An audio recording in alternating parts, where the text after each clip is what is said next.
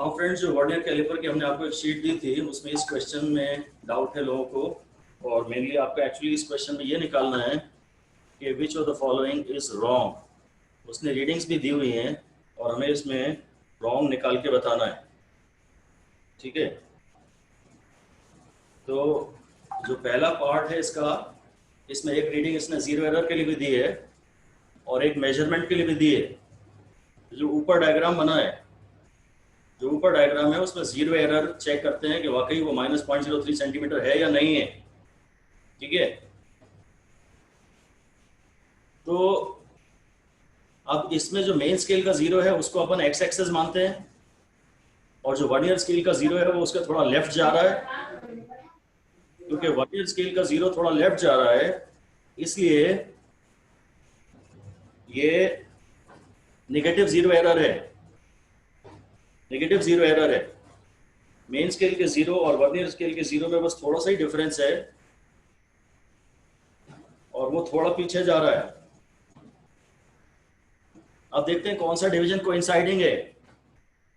तो फिर seventh division exactly coinciding दिख रहा है। वर्नियर का सेवेंथ, ऊपर मत देखो कौन सा, उसकी गिनती मत गिनो। वर्नियर का सेवेंथ कोइंसाइड कर रहा है। ठीक है, पर नेगेटिव जीरो एरर में पीछे से गिनते हैं, क्योंकि पीछे से हमने वर्नियर को इधर पुश किया होगा। तो एक्चुअल जो फिर रीडिंग गिनते हैं वो 7 - 10 से गिनते हैं। Vernier division coinciding minus the total number of division of the vernier scale. तो थर्ड डिवीजन के हिसाब से कैलकुलेशंस की जाएंगी। कोइंसाइड तो सेवेंथ कर रहा है, पर पीछे से गिनते हैं 10 से। 10 - 7 या 7 - 10, और फिर उसको वर्नियर कैलिपर की लीस्ट काउंट से मल्टीप्लाई करते हैं। वो हम लोग 0.1 मिलीमीटर मान के चल रहे हैं, सवाल में ऐसा डेटा दिया हुआ है, और 0.01 सेंटीमीटर। तो जो जीरो एरर है वो 3 डिविजन्स के हिसाब से है। वर्नियर कैलिपर के 3 divisions into least count, 7 - 10 into least count, तो वो हो गया -0.03। तो जीरो एरर तो उसने ठीक दिखाई है। अब वो इसकी करेक्ट रीडिंग निकालने को कह रहा है। यहाँ वो करेक्ट रीडिंग की बात कर रहा है। तो जो नीचे रीडिंग दिखाई है, ये नीचे वाला जो डायग्राम है, ये जो डायग्राम है, इस डायग्राम में केवल रीडिंग दिखाई गई है इंस्ट्रूमेंट की। ठीक है, और अभी मेन स्केल रीडिंग तो जीरो ही है। मेन स्केल रीडिंग तो जीरो ही है। अब देखते हैं कौन सा वर्नियर डिवीजन कोइंसाइड कर रहा है। तो यहाँ 6th डिवीजन वर्नियर का एग्जैक्टली कोइंसाइड कर रहा है। तो मेन स्केल की रीडिंग तो जीरो ही है, और वर्नियर स्केल की रीडिंग है 6 इंटू लीस्ट काउंट। तो 6 इंटू 0.01 यानी 0.06 सेंटीमीटर। अगर टोटल रीडिंग देखनी है आपको, टोटल रीडिंग देखनी है, तो आप main scale reading plus vernier scale reading minus zero error करिए। मेन स्केल रीडिंग है जीरो, वर्नियर स्केल रीडिंग है vernier division coinciding into least count यानी 0.06 सेंटीमीटर, और लीस्ट काउंट है -0.03। तो वो माइनस -0.03 कर देंगे। 0.06 माइनस -0.03। तो ये सेट ऑफ रीडिंग जो है वो पूरी सही है। अब हम इसका सेकंड डायग्राम में आ रहे हैं। इसके सेकंड डायग्राम में आ रहे हैं, और सेकंड डायग्राम में ये इसने आपको पहले खाली जीरो एरर के लिए सेटअप दिखाया है। खाली जीरो एरर के लिए सेटअप दिखाया है। और जो जीरो एरर के लिए जो सेटअप है, इसमें ध्यान से देखिए, वर्नियर का जीरो राइट में है यानी प्लस एक्सेस की तरफ, प्लस एक्स एक्सेस की तरफ, तो पॉजिटिव जीरो एरर हुई। और वर्नियर का थर्ड डिवीजन एग्जैक्टली कोइंसाइड कर रहा है। तो रीडिंग हुई 3 इंटू लीस्ट काउंट, तो 0.03, और पूरा बोले तो प्लस 0.03 सेंटीमीटर में। ठीक है, तो ये रीडिंग इसकी जीरो एरर की सही है। और अब इसी की आगे जब कोई मेजरमेंट लिया गया है, जब कोई मेजरमेंट लिया गया है, उस समय क्या सिचुएशन है वो देखिए। अब ये 1.1 तो पढ़ रहा है। वर्नियर के जीरो के लेफ्ट में जो मेन स्केल रीडिंग का काउंट है वो 1 से थोड़ी सी ज्यादा है।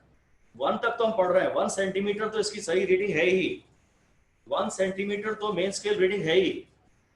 और जो वर्नियर की रीडिंग, वर्न के बाद कितना वो पढ़ रहा है वो वर्नियर से पता लगेगा। अब देखते हैं कौन सा डिवीजन कोइंसाइड कर रहा है। तो 6th डिवीजन फिर से कोइंसाइड कर रहा है। तो मेन स्केल रीडिंग है 1.0 सेंटीमीटर, वर्नियर स्केल रीडिंग है 6 इंटू 0.01, तो 0.06। तो इस समय टोटल रीडिंग हो गई 1.06 माइनस द जीरो एरर, और जीरो एरर है plus 0.03 minus the zero error है प्लस 0.03। तो इसकी सही रीडिंग हो गई, इसकी सही रीडिंग हो गई 1.06, फिर माइनस द जीरो एरर। तो ये भी पूरा सही केस है, ये भी पूरा सही केस है। अब थर्ड पे आते हैं। इन्होंने मान लीजिए हमसे ये पूछा है कि which of the following options दे दिए, उन्होंने कहा रॉन्ग कौन सा है। अब इस डायग्राम में भी आप देखिए, जो जीरो एरर के लिए इन्होंने सेटअप किया है, जहाँ मेन कोई ऑब्जेक्ट बीच में नहीं रखा है, वहाँ जीरो जीरो बिल्कुल आसपास ही है, और वर्नियर का zero is towards the left of the zero of the main scale. Vernier का zero is towards left of the zero of the main scale, इसलिए इसकी रीडिंग हो गई, मतलब वर्नियर एरर हो गई negative. Vernier error, zero error है negative. अब देखते हैं कौन सा डिवीजन कोइंसाइड कर रहा है। तो फोर्थ डिवीजन एग्जैक्टली कोइंसाइड कर रहा है वर्नियर का, 0 1 2 3 4, फोर्थ एग्जैक्टली कोइंसाइड कर रहा है। फिफ्थ वाला भी थोड़ा सा लेफ्ट में आ गया है, फोर्थ एग्जैक्टली कोइंसाइड कर रहा है, पर ये नेगेटिव है, तो इसे 10 - 4 करना चाहिए, रादर सॉरी 4 - 10 करना चाहिए। वो इसने नहीं किया है, इसलिए ये रीडिंग गलत है।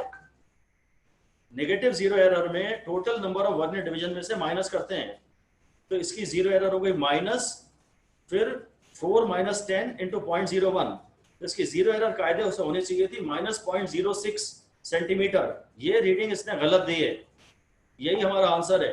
उसने पूछा था out of the following diagrams कौन सी रीडिंग गलत आ रही है।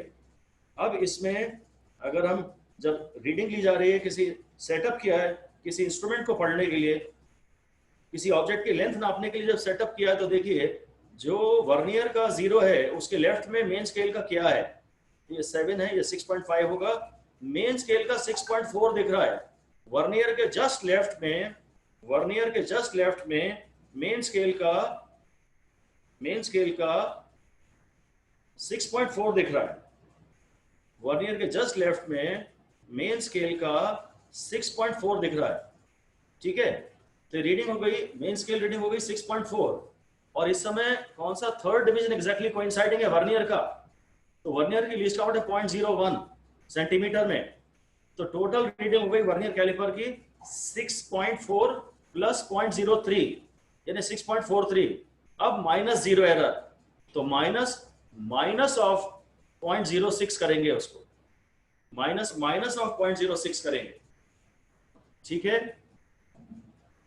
इसकी नेगेटिव एरर, इसकी जीरो एरर नेगेटिव थी, तो फोर्थ डिवीजन कोइंसाइडिंग था, तो उसको 10 में से माइनस करना चाहिए था।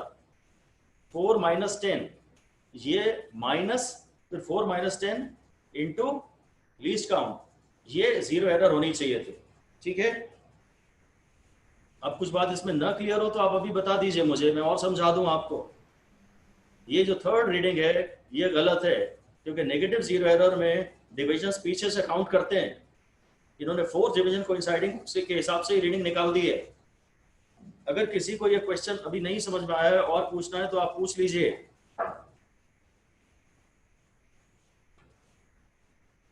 ठीक है, इसका मतलब हम अब फाइनली आगे चल रहे हैं। मैंने वर्नियर कैलिपर और स्क्रू गेज आपको पढ़ाया था, वर्नियर कैलिपर और स्क्रू गेज आपको पढ़ाया था, यानी मेजरमेंट ऑफ स्मॉल लेंस किया था हमने। मेजरमेंट ऑफ स्मॉल लेंस के बारे में अभी तक बात की थी। अब हम फाइनली मेजरमेंट ऑफ लार्ज, बड़े डिस्टेंसेस पे जा रहे हैं। Large distances, measurement of large distances पे हम जा रहे हैं, ओके।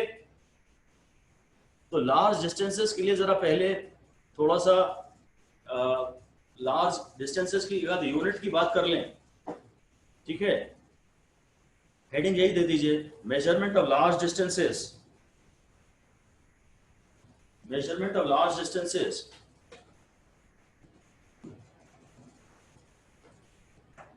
मतलब बेसिकली हम लोग एस्ट्रोनॉमिकल डिस्टेंस नापना चाह रहे हैं।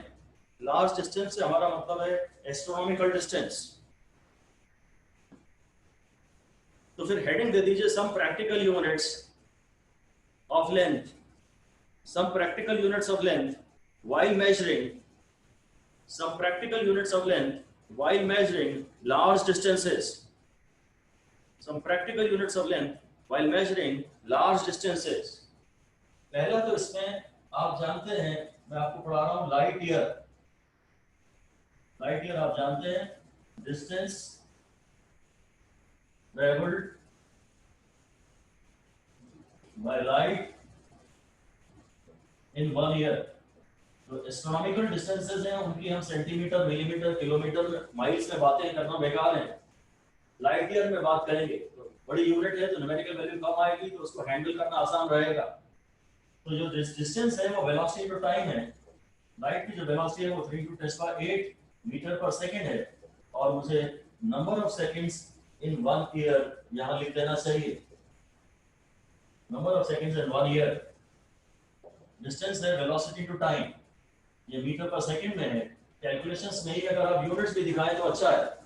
अब एक साल में 365 डेज और एक दिन में 24 आवर्स और 1 आवर में 3600 सेकेंड्स, ये टोटल नंबर ऑफ सेकेंड्स हो जाएंगे। 1 ईयर में करीब 365 डेज, 1 डे में 24 आवर्स और 1 आवर में 60 मिनट और 1 मिनट में 60 सेकेंड्स। ये जो एक दिन में जितने नंबर ऑफ सेकेंड्स होते हैं ना, वो आपको याद रखना चाहिए। एक दिन में कितने सेकेंड्स होते हैं, किसी को याद है? एक दिन में इतने सेकेंड्स होते हैं 86,400। ये फिगर आपको याद रखना चाहिए, स्टार लगा लीजिए इस पे। और एक साल में कितने सेकेंड्स होते हैं, ये फिगर भी मैं आपको याद करा सकता हूं आसानी से। मेरा कहना है इस प्रोडक्ट को कैलकुलेट करने के लिए मैं इस नंबर को थोड़ा बड़ा करता हूं। 86,400 को राउंड ऑफ करके 1 लाख लिख देता हूं सीधे, 1 लाख। और अगर इसको थोड़ा बड़ा कर रहा हूं और चाहता हूं प्रोडक्ट अनचेंज रहे, तो मुझे इसे थोड़ा छोटा करना चाहिए। इसे 365 की जगह अगर मैं 315 लिख लूं और इसे सीधे 1 लाख लिख लूं, तो आंसर एकदम प्रिसाइजली सही आता है, इसमें कोई गलत नहीं होता है। एक दिन में कितने, एक साल में कितने सेकेंड्स हैं, ये अगर आप इस तरह से करेंगे तो आपको साल भर इसकी काफी बेनिफिट मिलेगा। एक साल में कितने सेकेंड्स हैं, इस तरह से ध्यान दीजिए। 365 डेज और एक दिन में 86,400 सेकेंड्स, ये करीब 1 लाख सेकेंड है। इसे 365 की जगह 315 कर दीजिए। अब ये आंसर आ जाएगा 3 × 315 × 10⁻13। सो ये 945 टाइप कुछ आ जाएगा। 945 × 10⁻13 मीटर्स। तो ये 9.45 या 9.46 × 10⁻15 मीटर है। 9.45 × 10⁻15 मीटर, ये 1 लाइट ईयर है।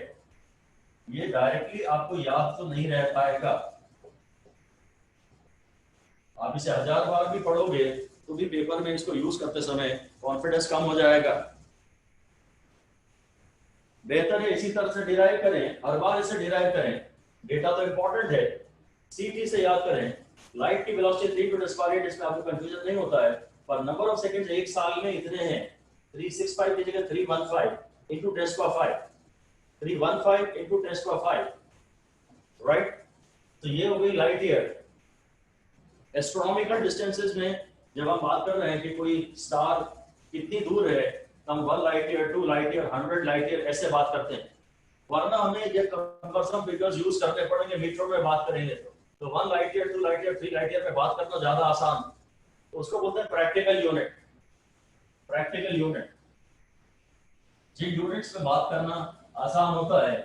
डिफरेंट ब्रांचेस ऑफ फिजिक्स में प्रैक्टिकल यूनिट अलग अलग होती है, ठीक है। अगर डेली लाइफ की हम इंसान बात कर रहे हैं तो सेंटीमीटर, मीटर, किलोमीटर, ये प्रैक्टिकल यूनिट हुई लेंथ की। परंतु अगर न्यूक्लियर फिजिक्स की बात करेंगे, एटॉमिक फिजिक्स की बात करेंगे, तो 10⁻⁻10 मीटर या 10⁻⁻15 मीटर, उनको प्रैक्टिकल यूनिट ऑफ लेंथ कहा जाएगा, क्योंकि आप तो छोटे छोटे डिस्टेंसेस में बात कर रहे हैं। माइक्रोमीटर बोलते हैं, माइक्रोमीटर स्क्रू गेज। एनीवे मैं एस्ट्रोनॉमिकल की बातों पे ही अपने आप को स्टिक रखता हूं। तो एक और यूनिट है, सेकंड यूनिट है 1 AU। 1 AU astronomical unit, 1 AU। इसको 1 डिग्री ए नहीं कह रहा, मैं 1 आर्मस्ट्रॉन्ग नहीं कह रहा, उससे कंफ्यूज मत करना। It is not 1 Armstrong, 1 AU is different and 1 A is different. AU is different and A is different. जब खाली A बोलते हैं तो उसका मतलब 1 आर्मस्ट्रॉन्ग से होता है, 10 का पावर -10 मीटर से। एटॉमिक फिजिक्स में 1 आर्मस्ट्रॉन्ग एटम का रेडियस इसी साइज का होता है। एटॉमिक फिजिक्स में आप इसी की बात करते हैं, ठीक है। तो 1A और 1AU में फर्क है, ठीक है। ये जो अर्थ है सन के आसपास एलिप्टिकल पाथ में घूमता है, पर हम उसके पाथ को अप्रोक्सीमेटली सर्कुलर मान लेते हैं। लिख दीजिए, earth revolves around the sun, earth revolves around the sun in elliptical path, in elliptical path, but its path can be approximately considered to be circular. Its path can be approximately considered to be circular. वो मोर और less circular ही होता है। क्या तो जो mean distance between sun and earth है, average distance between sun and earth है, उसे 1 AU कहते हैं। ऐसा लिख दीजिए, average distance between sun and earth is called 1 AU. Average distance between sun and earth is called 1 astronomical unit. Average distance between sun and earth is called 1 astronomical unit. Okay.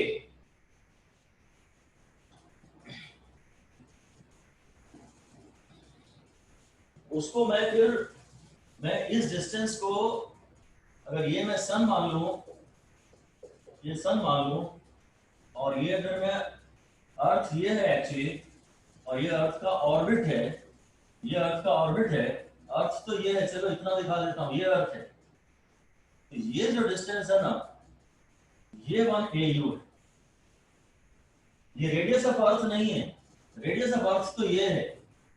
तो radius of अर्थ और radius of orbit of earth में भी confuse मत हो जाना। लिख दीजिए, radius of earth तो आप जानते हैं छोटा सा है, बहुत छोटा सा है, 6400 किलोमीटर। ये फिगर आपको याद रखना पड़ेगा, बहुत चैप्टर्स में काम आता रहेगा। अर्थ का रेडियस तो जरा सा है, सिर्फ किलोमीटरों में एक्सप्रेस कर रहे हैं हम लोग, और ये जो डिस्टेंस है ये बहुत बड़ा है, radius of orbit of earth. अब फर्क है दोनों में, क्लियर इमेजिन करिए, ये ऑर्बिट का रेडियस है, जिस ऑर्बिट में अर्थ घूम रहा है सन के आसपास। Radius of orbit of earth जो है वो 1 AU है। रेडियस ऑफ अर्थ में और radius of orbit of earth में डिफरेंशिएट क्लियरली करिए हमेशा।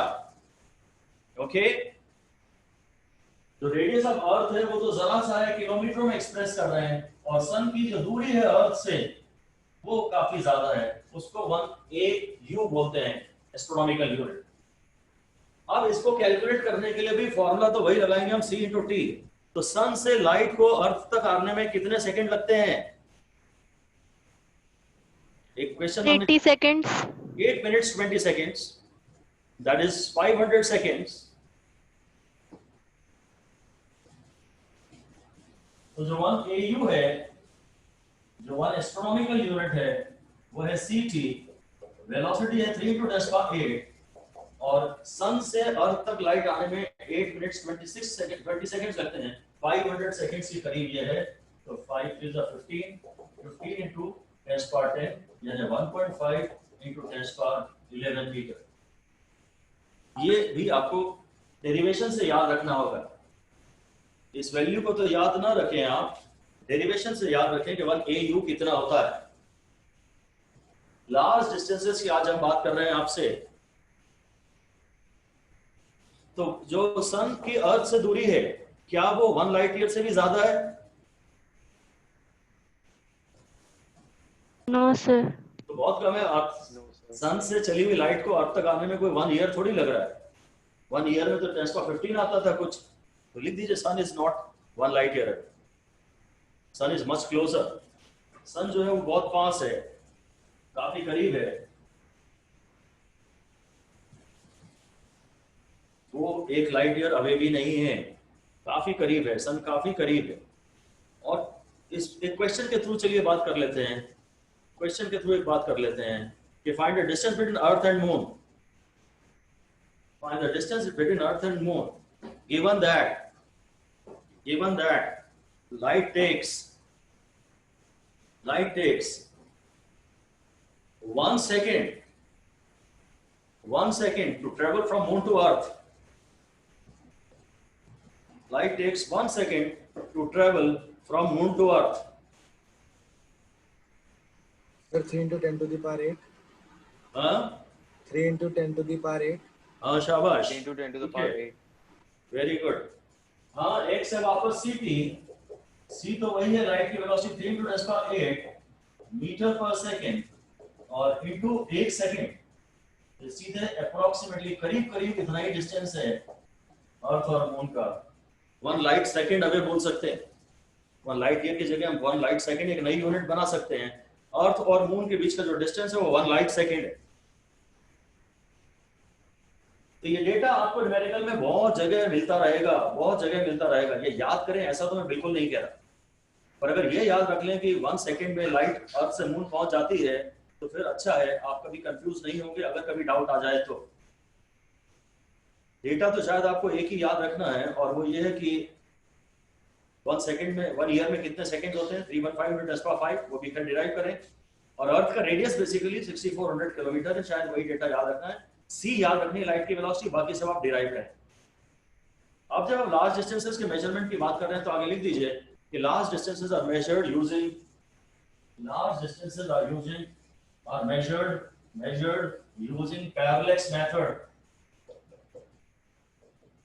parallax method, पहले तो पैरालेक्स क्या होता है ये मैं आपको समझा देता हूं। पैरालेक्स, ठीक है, पैरालेक्स मेथड पे हमें जाना है, पर ये नाम भी तो हमें समझना होगा, इसलिए हम ये बात कर रहे हैं आपसे।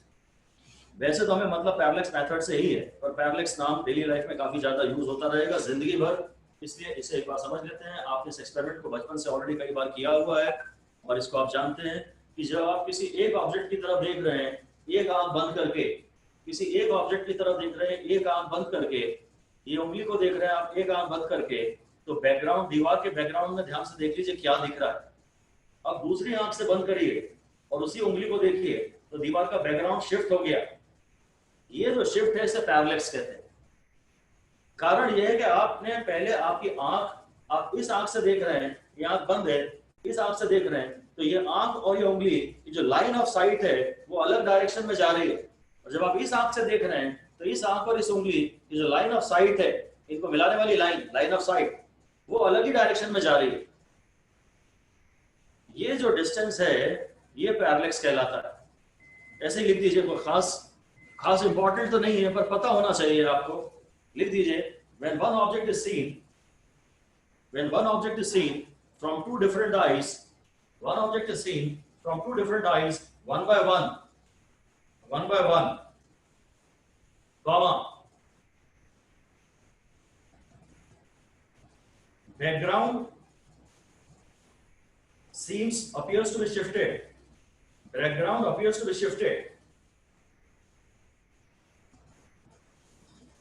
This is parallax.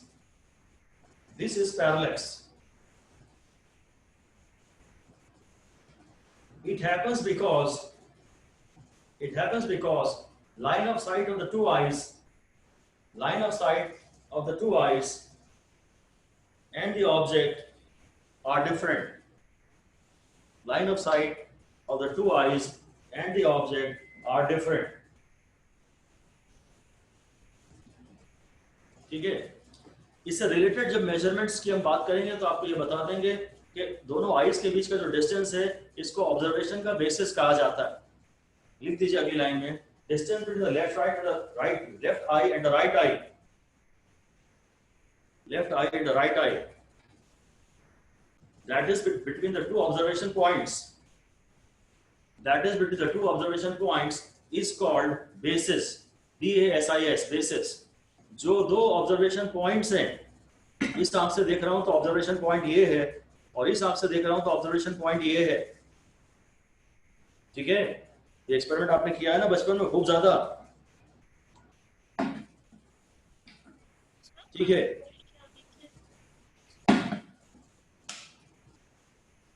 कुछ भी खास इंपॉर्टेंट बातें नहीं है, पर हाँ है एनसीईआरटी में, इसलिए कवरेज होना जरूरी है, और स्कूल एग्जाम्स में इस पर क्वेश्चन आते हैं। खैर हेडिंग दे दीजिए इसके बाद पैरेलक्स एरर। पैरेलक्स एरर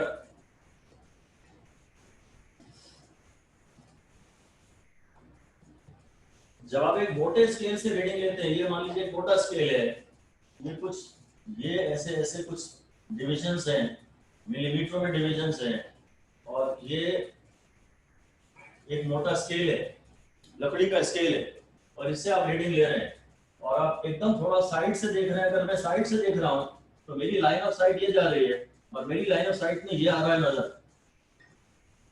ये एक्चुअल लेंथ से थोड़ा डिफरेंट है ना, एक्चुअल लेंथ तो हो गई ये, और मैं एकदम सामने से नहीं देख रहा, एकदम सामने से नहीं देख रहा। अगर मैं थोड़ा साइड से देख रहा हूं तो मेरी लाइन ऑफ साइट की सीध में मुझे तो इसके पास इससे मिलता हुआ बैकग्राउंड, इसके बैकग्राउंड में मुझे ये डिवीजन दिख रहा है, इसके बैकग्राउंड में मुझे ये डिवीजन दिख रहा है, तो मैं तो ये रीडिंग पढ़ूंगा ना, पढ़ना चाहिए था ये, पर पढ़ रहा हूँ ये, तो ये एरर पैरेलक्स एरर कहलाती है। बस यही है। तो एक्सपेरिमेंट जब भी आप करेंगे स्कूल में तो पैरेलक्स एरर का आपको ध्यान रखना पड़ेगा, और उसको वाइवा में पूछा भी जाएगा आपसे। यही लिख दीजिए आगे, when readings are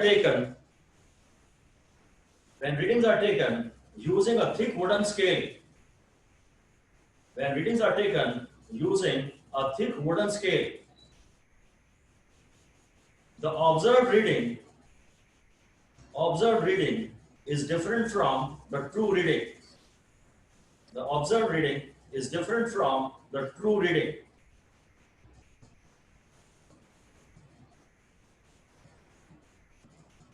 Because when common करके लिख दीजिए, when the line of sight is at an angle, when the line of sight is at an angle, line of site इस एंगल पे जा रही है आपकी, आपको ये पढ़ना चाहिए था, पर आपकी नजर यहाँ जा रही है, आप ये पढ़ोगे।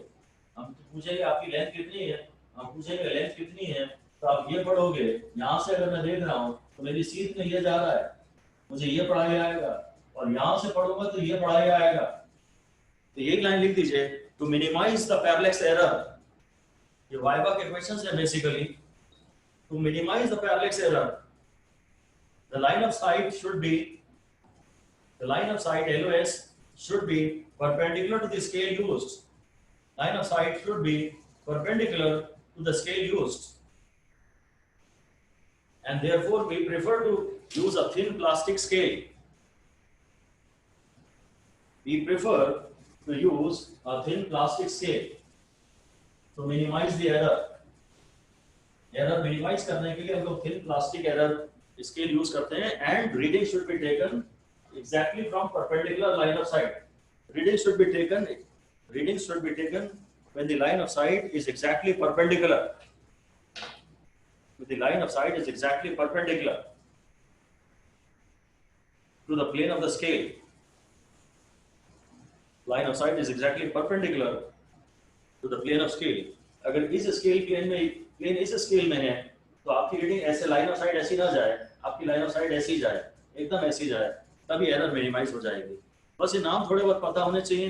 डायरेक्टली एग्जाम के हिसाब से तो शायद ये काम के नहीं, हालांकि वो सब डिग्री, रेडियन और मिनट वाले कन्वर्जन अभी सब काम आएंगे, वो वाली चीजें तो बहुत ज्यादा इंपॉर्टेंट है। ये इनिशियल थियरी जो है इंट्रोडक्शन की, ये भले इतनी इंपॉर्टेंट नहीं है, फिर भी कम से कम आपको ये कॉन्फिडेंस रहता है कि हाँ हमने सब सुना हुआ है, सब पढ़ा हुआ है। और सबसे बड़ी बात कि हमारे नोट्स में एक एक चीज है।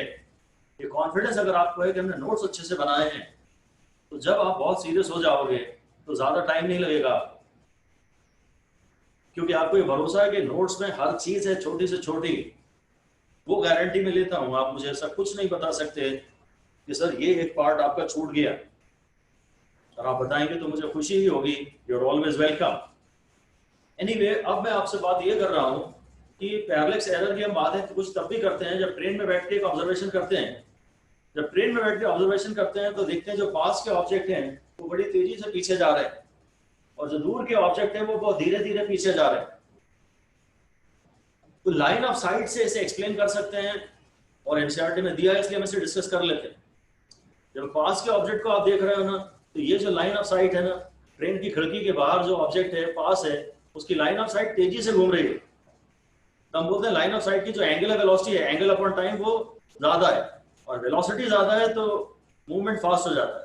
और जो दूर ऑब्जेक्ट है, जो दूर ऑब्जेक्ट है जिसको मैं यहाँ देख रहा था, वो थोड़ा बाद भी मुझे बस यहाँ दिखा, पहले वो यहाँ देख रहा था, मैं अब यहाँ आ गया तो भी वो करीब करीब वही दिख रहा है मुझे, क्योंकि वो ऑब्जेक्ट बहुत दूर है, तो उसकी एंगुलर वेलोसिटी कम है, इसलिए वो धीरे धीरे चलते चलते दिखता है। ये लाइन भी लिख लीजिए, चलिए डैश करके ऐसे ही लिख लीजिए, एक एप्लीकेशन ओरिएंटेड बात है। लिखिए, in a moving train, in a moving train, the nearby objects rush away backwards,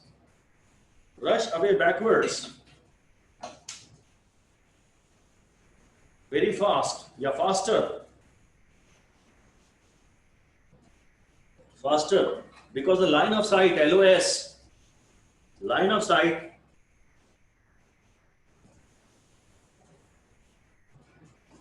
for these objects, line of sight for these objects sweeps bigger angles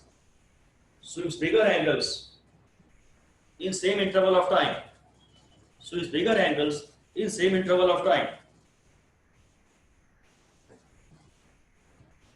so their angular velocity is more, angular velocity है angle upon time, इनका angle ज्यादा है। पहले line of site मेरी यहाँ थी initially, फिर line of site यहाँ है फाइनली, वही ऑब्जेक्ट को देख रहा हूँ, तो लाइन ऑफ साइट तेजी से घूम रही है, इसका एंगल चेंज हो रहा है, तो एंगुलर वेलोसिटी फास्ट है। बस उसमें वो मुझे, मैं उस समय उनकी एंगुलर वेलोसिटी परसीव कर रहा हूँ, मैं उस समय एसेंशियली उनकी एंगुलर वेलोसिटी को परसीव कर रहा हूँ। आगे लिख दीजिए, but far away objects, for far away objects, the angular velocity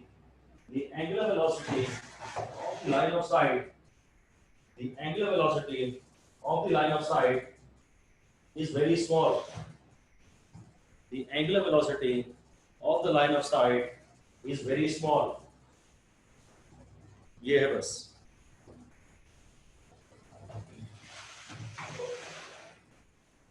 अब इसके बाद फिर हम अगली हेडिंग दे देते हैं, और वो है पैरेलैक्स एंगल।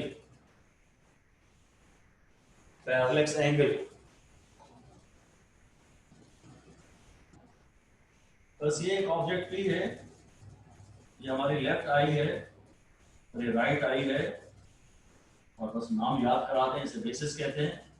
इस ऑब्जेक्ट को जब लेफ्ट आई से देख रहे हैं और जब राइट आई से देख रहे हैं, तो बस दोनों की एंगुलर पोजीशंस के बीच में ये एंगल बन रहा है, बस एक एंगल को पैरेलैक्स एंगल कहते हैं।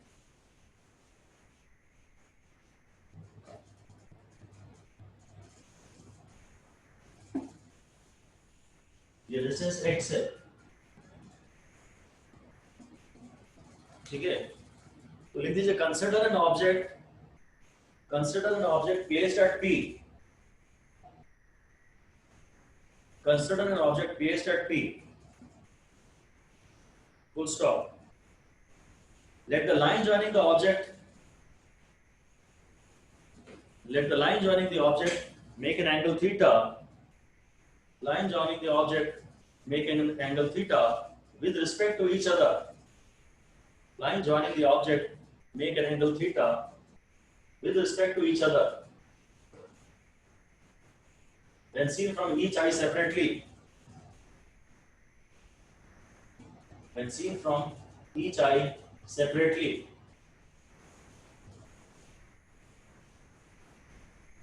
बस अब अगर ये बड़ा थीटा छोटा एंगल है, मतलब खैर angle is equal to r upon radius तो मैं हमेशा ही लगा सकता हूँ, angle is equal to r upon radius, बस पर ये theta is the parallax angle,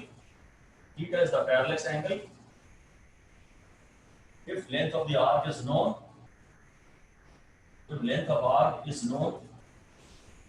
then every basis and theta parallax angle is measured experimentally, then we can calculate x, इसके न्यूमेरिकल्स में यही सब किया जाता है। Then we can calculate x, मुझे तो बस ये कहना था इस एंगल को, जिसे आप हमेशा अभी आज तक एंगल कहते आए हैं, कभी कभी आप उसे पैरेलक्स एंगल भी कह देंगे, कभी कभी आप उसे पैरेलक्स एंगल भी कह देंगे। Angle is equal to arc upon radius, angle is equal to arc upon radius. अब इसे पैरेलक्स हम पढ़ाएं या ना पढ़ाएं, पर अब इस वाली बात पर जो बेस न्यूमेरिकल है ये तो हमारा पीछा छोड़ेंगे ही नहीं साल भर। पूरे 11th 12th में इसके जो न्यूमेरिकल्स हैं वो तो आपको आएंगे ही आएंगे, चाहे आपने 11th क्लास में पैरेलक्स हमसे पढ़ा हो या ना पढ़ा हो, अगर कोई प्रॉब्लम भी ज्यादा नहीं आती है। काम तो इतना ही करना है, angle is equal to arc upon radius. इन तीन में से कोई दो चीज वो दे देते हैं और एक तीसरी चीज आपको निकालनी देती है। नॉर्मली वो थीटा दे देते हैं और वो आर्क की लेंथ बेसिस दे देते हैं और ये डिस्टेंस आर निकालना रहता है एक्स। बस ये न्यूमेरिकल्स में नॉर्मली आपको टिपिकली करना पड़ता है। सारी प्रॉब्लम आती है कन्वर्जन्स में। तो इसके थियोरी और इसके न्यूमेरिकल्स में घुसने के पहले मैं इसके कन्वर्जन से आपको एक बार याद दिला दूं, पढ़ तो हम चुके हैं। कन्वर्जन्स ऑफ एंगल बड़े ही ज्यादा इंपॉर्टेंट है। इसको याद है सारे, हाथ खड़ा कर दें, स्क्रीन से रिएक्शन दे दें, रिएक्शंस में जाके हाथ खड़ा कर दें जिसको ये कन्वर्जन सारे याद हैं। शांभव शर्मा ने हाथ खड़ा किया है, श्री अर्था शर्मा, दानिश तारिक, निशिता, मुस्तफा रिजवान, स्वराज गुप्ता। ठीक है स्वराज, आपको जो जो आता है इस बारे में बता दीजिए, एंगल के बारे में जो जो आता है थोड़ा जोर से। सर मैंने हैंड रेज नहीं करा है। Hand raise? सर मैंने हैंड रेज नहीं करा है। तो कुछ बात नहीं यार, नहीं किया तो कोई बात नहीं है, हम खड़ा कर देते हैं तुम्हारा हाथ, ये लो खड़ा हो गया। अब बताओ नहीं कुछ एकाध रिलेशन तो बता दो। सर नहीं पता। ठीक है, कौन एकदम बुलेट की तरह बताना चाहता है, बिल्कुल नॉन स्टॉप एक सांस में, ब्रेथलेस? हाथ खड़ा करें। दानिश बोलिए। Sir theta degree is equals to 1.7। Danish तुम्हारी आवाज मुझे ढंग से आ नहीं रही है, इसलिए मैं मौका दे रहा हूँ शांभव को। शांभव जरा जोर से बोल दीजिए। So 1 degree is equals to 1.75 into 10 to the power minus 2 radians. 1 minute is equals to 3 into 10 to the power minus 4 radians, and 1 second is equals to 5 into 10 to the power minus 6 radians. बहुत बढ़िया, शाबाश, यही चाहिए था मुझे। पहली बात तो ये है कि जो 2 पाई रेडियन है वो 360 डिग्री है, जो पाई रेडियन है वो 180 डिग्री है, और जो पाई बाय 2 रेडियन है वो 90 डिग्री है, जो पाई बाय 3 रेडियन है वो 60 डिग्री है, जो पाई बाय 6 रेडियन है वो 30 डिग्री है। ठीक है, जो 1 रेडियन है वो करीब 57.3 डिग्री है, जो 1 डिग्री है वो 1/57.3 रेडियन है, जो 1 डिग्री है वो 1.7 into 10 का पावर -2 रेडियन है।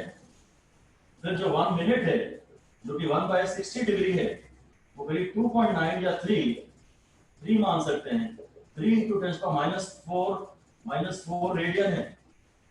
और एंगल की एक और यूनिट है 1 सेकेंड, तो जो 1 सेकेंड है वो है 1/60 मिनट, और वो 1/60 into 1/60 डिग्री है। ये सॉल्व करने पर तो 1/60 मिनट है ना, 2 घंटे इधर सेकेंड वाली है, ये 1 मिनट वाली है, और ये फिर फाइनली आ जाएगा करीब 5 into 10⁻⁶ रेडियन। या तो बेसिक्स क्लियर हो या ये रटे हुए हो, तो बहुत ज्यादा ये यूज आने वाले हैं, बहुत ज्यादा।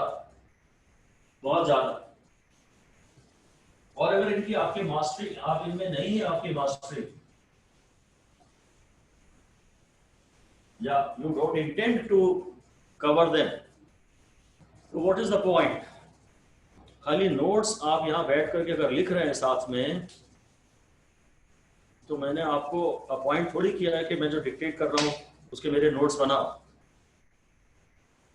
सिर्फ नोट्स लिखने के लिए अगर आप क्लास में आ रहे हैं तो that is useless, you should stop coming. Absolutely useless, absolutely useless. कोई मतलब नहीं है क्लास में आने का, छोड़ देना चाहिए immediately, with immediate effect, with immediate effect. Please do not come to my class अगर आपको मेरी बातें याद नहीं है तो, ठीक है? Got it? Take some action immediately now. या तो याद करें और या प्लीज ना आए. बहुत दुख होता है, आपको आइडिया नहीं कि आपके टीचर्स कितनी मेहनत करते हैं आपके साथ पढ़ाने के लिए, आपको कोई आइडिया नहीं है और आप बस सिर्फ नोट्स डिक्टेशन लेने आते हैं. आप यहाँ आपके पेरेंट्स कितनी मेहनत करते हैं, हर चीज़ सेक्रीफाइस करते हैं, आपको उनसे कोई मतलब नहीं. एनीवे, ठीक है, बढ़िया है, एंजॉय, जब तक एंजॉय कर सकते हैं पेरेंट्स के राज में कर लें. फाइन, चलिए आगे बढ़ते हैं. इसका लिखिए यूज. अब फाइनली हम आ रहे हैं इसकी एक डिस्टेंस नापने में. Use of parallax method. Parallax method का यूज.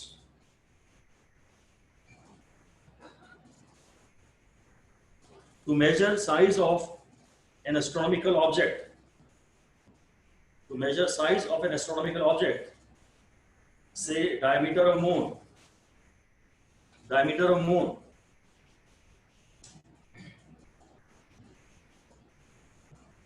ये मान लीजिए अर्थ है, अर्थ के ऊपर ये मान लीजिए ये ऑब्जर्वेशन पॉइंट है और ये मून है. मून का ये डायमीटर है, ये ए है और ये बी है, और बस यहां से ये एंगल वापस हम नाप लेते हैं. जहां से ऑब्जर्वेशन कर रहे हैं वो तो सेम पॉइंट है, बेसिस जिसे हम कहते हैं वो तो जीरो है. मून का तो हमें पता लग जाएगा जब हम टेलीस्कोप से नापेंगे कि एक डायमीटर को जब देख रहे हैं और जब दूसरे डायमीटर को देख रहे हैं तो ये एंगल क्या है, ये हम क्लियरली मेजर कर पाएंगे. हमें अर्थ और मून के बीच का डिस्टेंस पता ही है, 1 लाइट सेकेंड. ये डिस्टेंस मुझे x पता ही है जैसे, और ये d निकालना है. ये एंगल हम एक्सपेरिमेंटली मेजर कर लेते हैं. थीटा इज मेजर्ड एक्सपेरिमेंटली, ऐसा लिख दीजिए. Moon is observed with telescope. Moon is observed with telescope. O is the observation point on Earth. O is the observation point on Earth. Theta is the angle between two directions. Theta is the angle between two directions.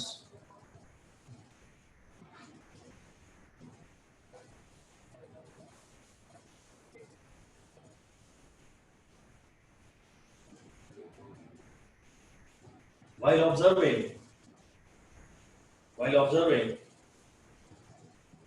the two diametrically opposite ends of moon, while measuring two diametrically opposite ends of moon, और सबसे बड़ी बात हमारे लिए ये है, ये काम की बात है, theta is called, ये काम की बात है angular diameter of moon. ये काम की बात है. अब ये थीटा तो स्मॉल है, इसलिए थीटा को मैं फिर आर्क अपॉन रेडियस कॉन्वेंशन लिख सकता हूं. अगर थीटा को रेडियन में लिया है तो theta is arc upon radius. यदि आप इसे रेडियन में लेंगे, theta is arc upon radius. Arc यानी ये AB, ये स्ट्रेट लाइन है पर ये अप्रोक्सीमेटली आर्क पे होती तो ये लेंथ इतनी रहती. तो AB मुझे नापना है, AB मुझे नापना है, that is equal to d theta x theta. AB is equal to x theta. बस एक बात ध्यान रख लीजिए कैलकुलेशंस में, theta has to be in radians. Theta has to be in radians.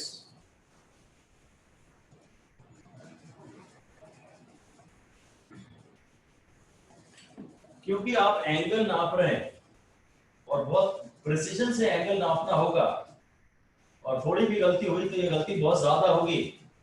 इसलिए इस मेथड से हम बहुत ज्यादा एस्ट्रोनॉमिकल डिस्टेंसेस, बड़े एस्ट्रोनॉमिकल डिस्टेंसेस नहीं नाप सकते.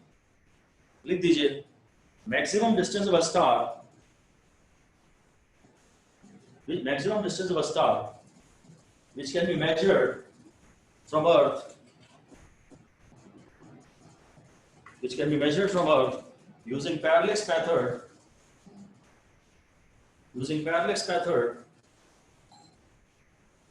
is only about 100 light years.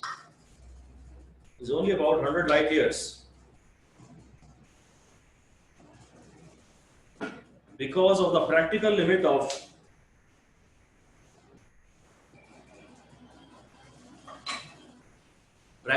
of measuring parallax angles precisely. Practical limit of measuring parallax angles precisely. 100 light year से ज्यादा दूर का कोई ऑब्जेक्ट जो होता है उसे हम इससे मेजर नहीं करते हैं, क्योंकि एंगल्स के मेजरमेंट में थोड़ी भी गलती हुई, एंगल ज्यादा तो होता नहीं है, बहुत थोड़ी भी गलती हुई तो वो एरर बाद में काफी मैग्नीफाई हो जाएगी, हो जाएगी बस। और कितने प्रिसाइज मेजरमेंट्स करते हैं वो आप जानते हैं। मून पे लैंडिंग करानी है, मार्स पे लैंडिंग करानी है, तो एरर जरा सी भी हुई तो वो तो एक आध नॉटिकल माइल से दूर निकल जाएगा। प्रिसीजन तो चाहिए, उन डिस्टेंसेस के लिए भी प्रिसीजन तो चाहिए, ठीक है। ऑलराइट, एक न्यूमेरिकल लिखिए, ये इंपॉर्टेंट बातें हैं, अब काम की बातें शुरू हो रही हैं। पैरेलैक्स में अदरवाइज तो थियोरी काम की नहीं थी, पर न्यूमेरिकल तो डेफिनेटली काम के हैं ही, और ये 11th-12th में पूरे लगातार आपको आएंगे ही आएंगे। एक न्यूमेरिकल लिखिए, ठीक है, parallax of a heavenly body, measured from two diametrically opposite points of Earth,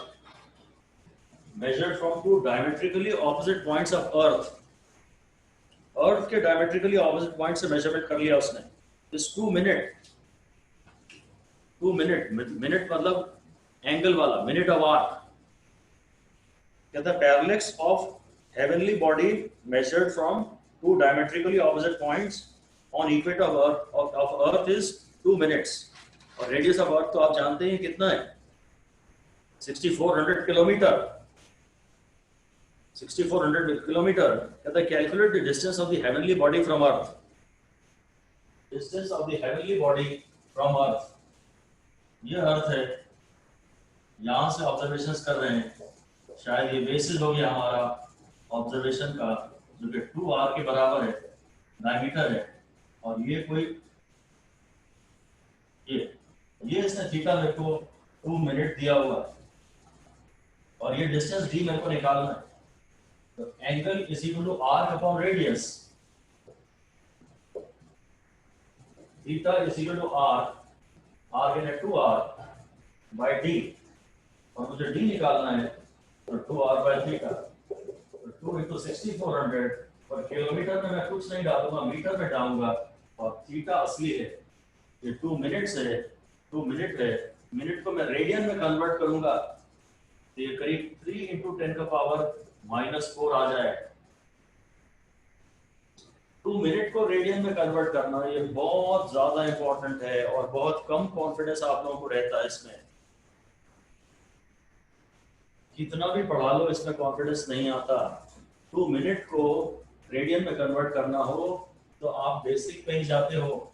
minute को अगर आपको डिग्री में कन्वर्ट करना हो तो ये हो जाएगा, फिर डिग्री को आपको रेडियन में कन्वर्ट करना हो तो ये हो जाएगा। अब ये आंसर ये 2/60 into 3.14 by 180 है, और इसको हमने याद किया है कि ये जो फिगर है, अगर ये 3/18 होता, ये 1/6 होता, हम ये 0.16 टाइप आता, ये 1.7 ले लिया है मैंने, into 10⁻²। ये मिनट को अभी मेरे को ये ऐसा है 2 into 1/60, ये मेरे को पूरा मिनट को ही रेडियन में ले जाना है ना, मिनट को रेडियन में ले जाना है, तो सीधे ये 2.9 या 3 into 10⁻⁴, ये 3 है, ये 4 है, ऐसे अपन ने याद किया। बस इससे डिस्टेंस आएगा किन यूनिट्स में, जो आर की यूनिट्स है। आर अगर मीटर है तो फाइनल आंसर मीटर में आएगा। सर हाँ सर, आपने न्यूमरेटर में ये 2 into 6400 into 1000 क्यों किया था? यार ये मैंने कहा एंगल है, आर का रेडियस ये है, आर यानी अर्थ का, उसने कहा है ना डायमीटर ऑफ अर्थ के डायमेट्रिकली ऑपोजिट पॉइंट से मेजर किया है, और अर्थ का रेडियस है 6400 किलोमीटर, पर मेरे को तो डायमीटर चाहिए, तो डायमीटर मैंने ले लिया, इसके 2 से मल्टीप्लाई कर दिया, और किलोमीटर हटाना है, मीटर लाना है, इसलिए 1000 से ले लिया। क्लियर हुआ? Yes sir. ओके, ठीक है। इसका आंसर आ रहा है करीब 1 2 3 4 5 और 9, तो 1/3 इंटू 10⁹ so 0.3 इंटू 10⁹, यानी 3 इंटू 10⁻10 मीटर्स के आसपास इसका आंसर आ रहा है। अप्रोक्सीमेट कैलकुलेशंस मैंने वहां कर दिए हैं, करीब 3 इंटू 10⁻10 मीटर्स के आसपास कुछ दिख रहा है। ओके, ऑलराइट, उस रेंज में आंसर है ये। बहुत सही, 3 इंटू, अगर बहुत आसपास ऑप्शंस हो तो आपको गलती एक ही जगह हो सकती है कि ये कन्वर्जन फैक्टर हमने हो सकता है प्रॉपर यूज ना किया हो। वैसे तो 1 मिनट का करीब 2.9 इंटू 10⁻⁻4 आता है सही आंसर, पर मैंने याद करने में आसानी के लिए इसे 3 करा दिया था, 3 और 4।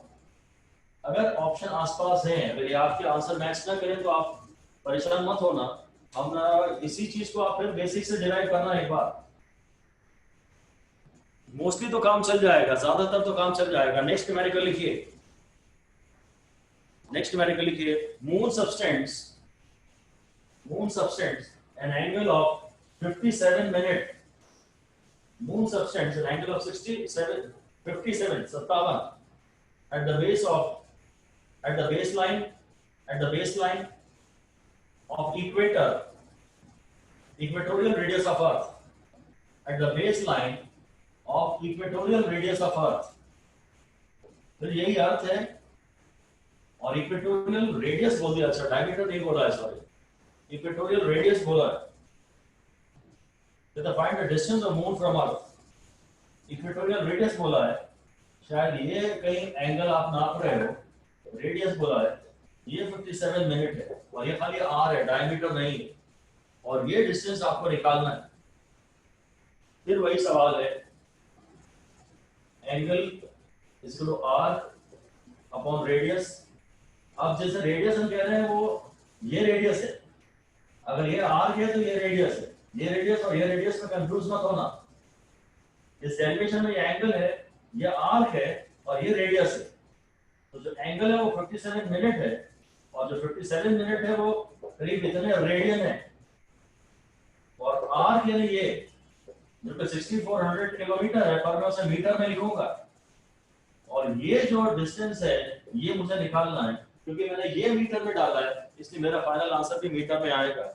और मुझे पता तो है कि ये करीब 1 लाइट सेकंड है, अप्रोक्सीमेटली इसके आसपास ही आएगा इसका आंसर, 3 × 10⁸ मीटर के आसपास आएगा।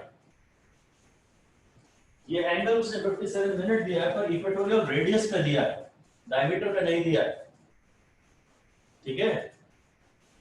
ये 60 मान लेता हूँ, इसको 30 मान लेता हूँ, 18 और डी चाहिए, और 64, हाँ ठीक है, सेम ठीक है, आ रहा है क्या, रेडियस ही है, मुझे रेडियस में या डायमीटर में डाउट आ रहा था, रेडियस ही है, ठीक है।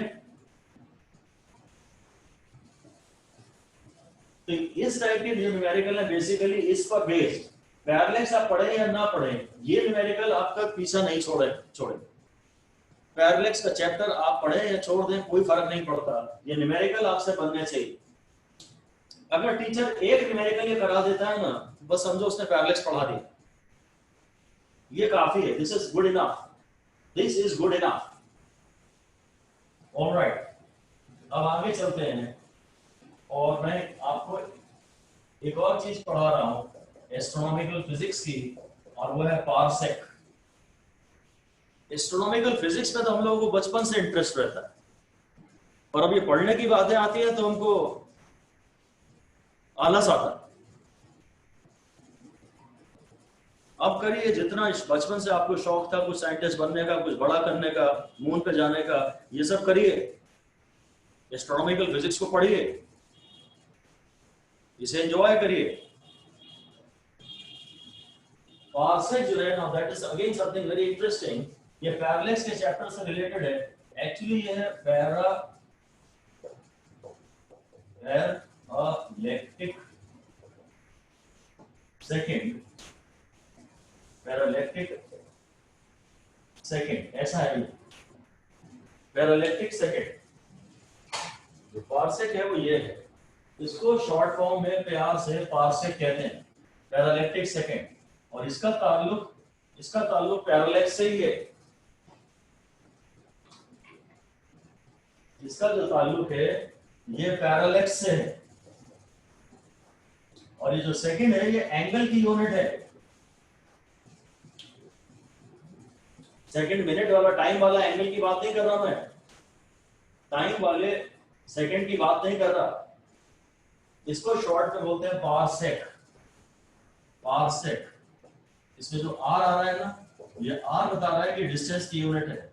ऐसे लिख दीजिए, r in the unit reminds us that parsec is a unit of distance. Unit में जो r आ रहा है वो इस बात को रिमाइंड करता है कि ये डिस्टेंस की यूनिट है। असल में ये बात मैं इसलिए कह रहा हूँ क्योंकि बाद में आप एक और यूनिट पढ़ोगे पारसेक, और ये यूनिट ऑफ विस्कोसिटी होगी। तो पारसेक और पारसेक में बस r का फर्क है, and r stands for distance. Therefore, parsec is a unit of distance. Parsec को हम लोग बाद में पढ़ेंगे, parsec को बाद में पढ़ेंगे। इस parsec को मैं ये कह सकता हूँ कि distance at which an arc of length 1 astronomical unit subtends a parallax angle of 1 second, बस ये पारसेक। अगेन थोड़ी इंटरेस्टिंग तो ये है ही। अगर आपको इंटरेस्ट नहीं है एस्ट्रोनॉमिकल फिजिक्स में तो बोरिंग है, खाली लिख रहे हैं आप यहाँ बैठ के, वरना आप इसे एंजॉय भी कर रहे होंगे। थोड़ा बहुत एंजॉयमेंट तो होना ही चाहिए, तभी इसमें मजा आएगा आपको।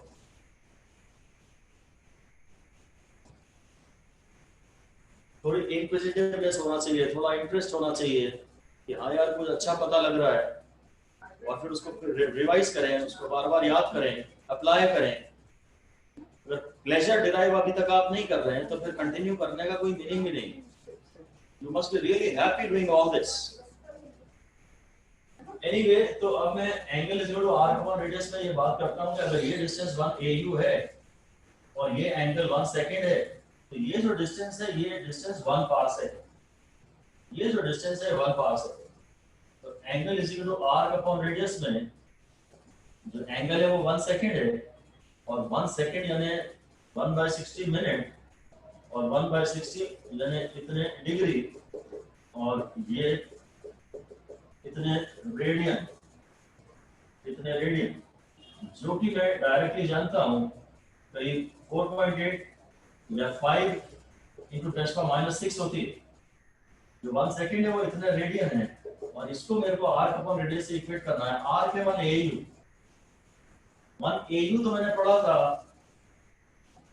1 लाइट ईयर से भी कम है, ये करीब 9.45 इंटू 10⁻, नहीं, ये 1.5 इंटू 10⁻11 आया था। यहाँ निकाल ही लेता हूँ, 3 इंटू 10⁸ इंटू 500, बस ये वाला एस्ट्रोनॉमिकल यूनिट।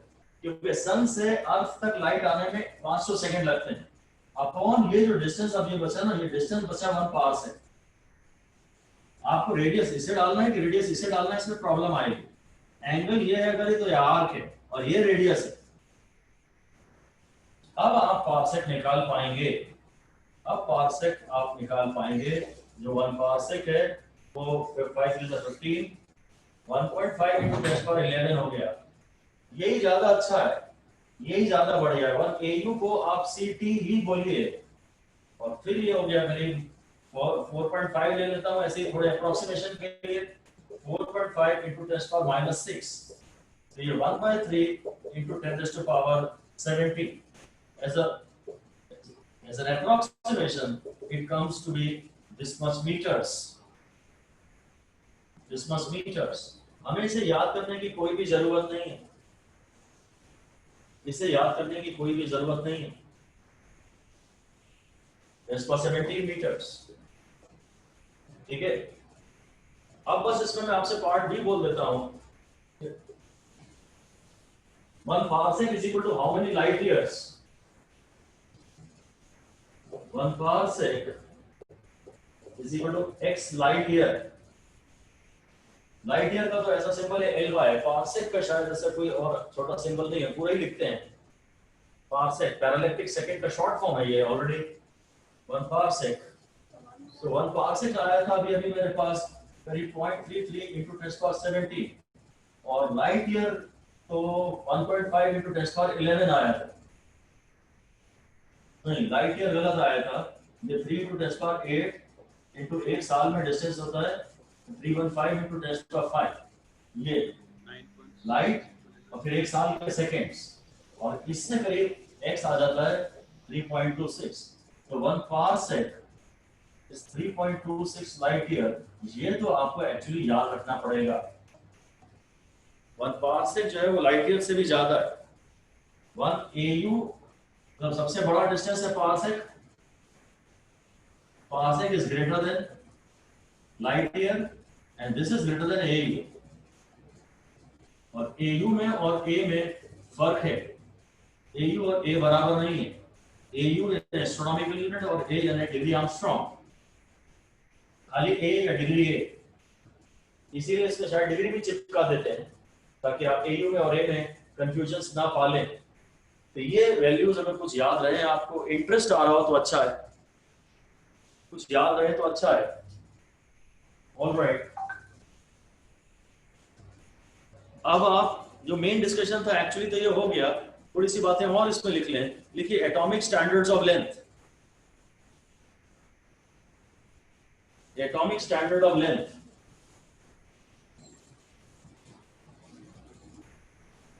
ये सब भी किताबों में काफी मिलता है एटॉमिक स्टैंडर्ड ऑफ लेंथ वगैरह, पर ये सब भी कोई एग्जाम ओरिएंटेड नहीं है। स्कूल एग्जाम के हिसाब से आप इन बातों को कर सकते हैं, स्कूल एग्जाम के हिसाब से आप इन बातों को कर सकते हैं। अदरवाइज ये सारी बातें किसी एग्जाम के हिसाब से एक्चुअली बहुत ज्यादा इंपॉर्टेंट नहीं है। एनीवे लिख तो हम लेते ही हैं। हम लोग एटॉमिक स्टैंडर्ड इसलिए डिफाइन कर रहे हैं क्योंकि अगर मैं बताना चाहता हूँ इंडिया का 1 मीटर और अमेरिका का 1 मीटर, तो 1 मीटर एकदम प्रिसाइजली सेम निकलना चाहिए। It is a standard of length. यहाँ का 1 मीटर और वहां का 1 मीटर अलग ना हो। अब तो वैसे भी सब ग्लोबलाइज हो ही चुका है, आप नेट पे ऑर्डर करते हैं और यूएस से आपके पास ऑर्डर आ रहा है सपोज कुछ, तो 1 मीटर आपने मांगा और उसने 1 फुट का भेज दिया तो प्रॉब्लम होगी। It should precisely B same, और बहुत प्रिसाइजली अपने आप को जो प्रॉपर्टीज रिपीट करती हैं वो एटॉमिक प्रॉपर्टीज हैं, इसलिए हम यूजुअली एटॉमिक स्टैंडर्ड्स डिफाइन करते हैं। आप ऐसा लिख दीजिए 1 metre is the distance contained, 1 metre is the distance contained in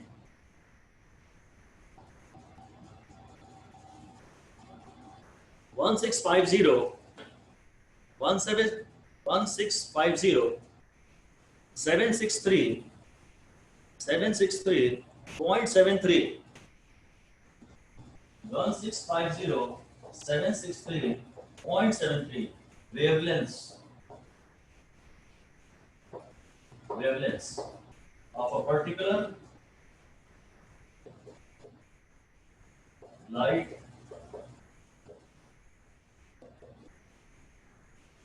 emitted by electron 86।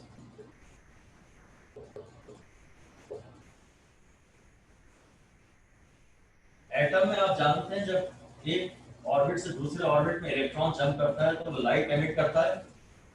तो किताबों को अगर पढ़ेंगे तो बहुत क्लियरली और बताया होगा उसने कि वो किस ऑर्बिट से किस ऑर्बिट में ट्रांजिशन की बात कर रहा है।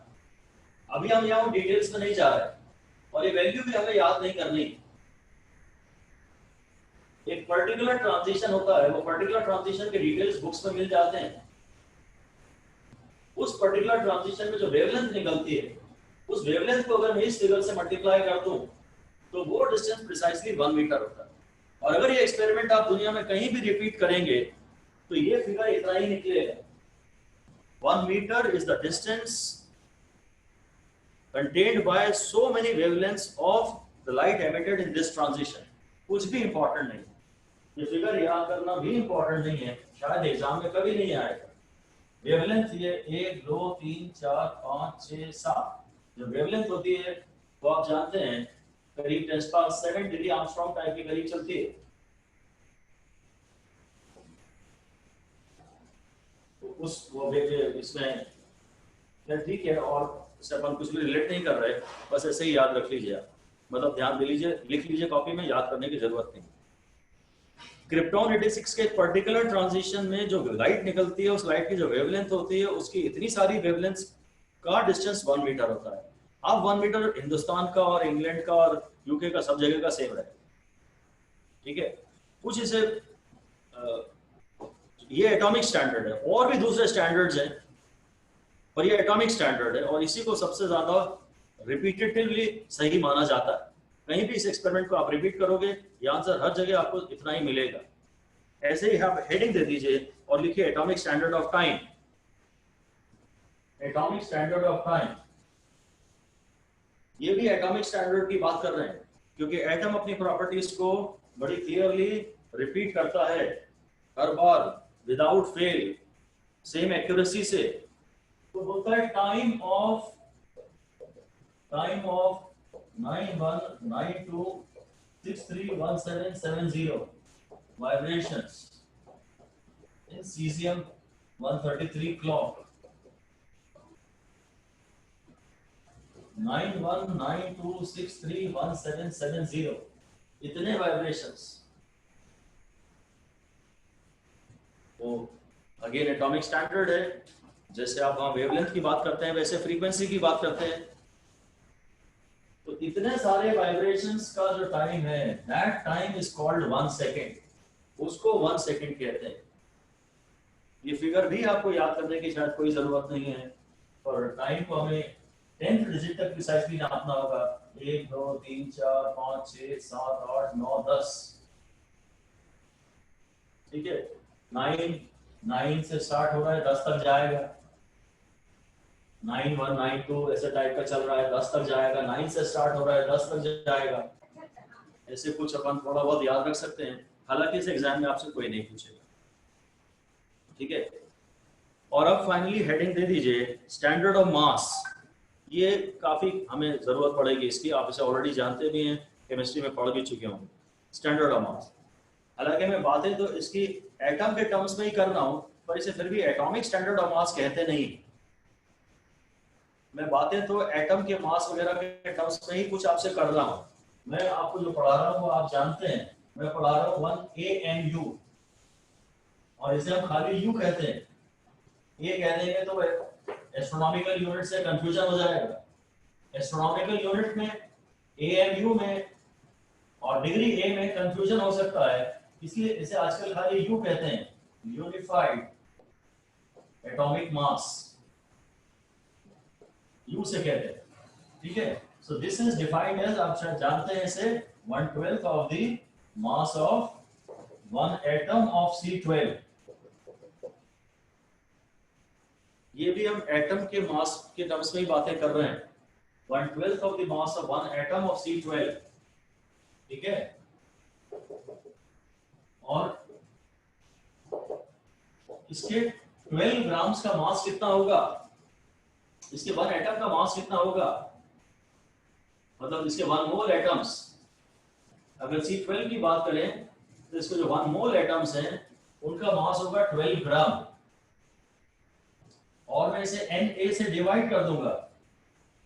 इसके 1 मोल एटम्स का मास होगा 12 ग्राम, और इससे डिवाइड कर दोगे तो 1 एटम का मास मिल जाएगा। इसलिए ये आ जाएगा 1/Na। ये 12 और 12 कैंसिल हो गया, ये 1/Na आ जाएगा पर ग्राम्स में।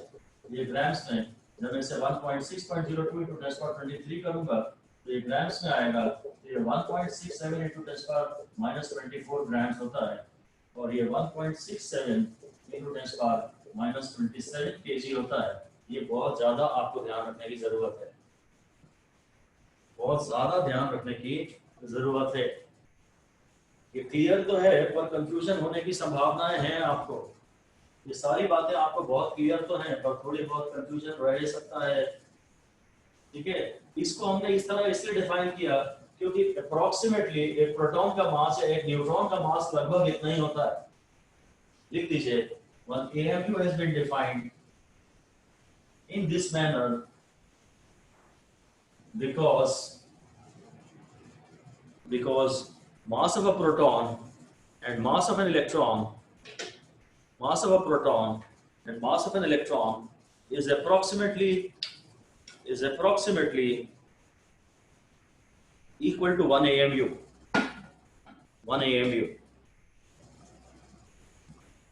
शायद मैं इलेक्ट्रॉन बोल गया गलती से. Mass of a proton and mass of a neutron, sorry.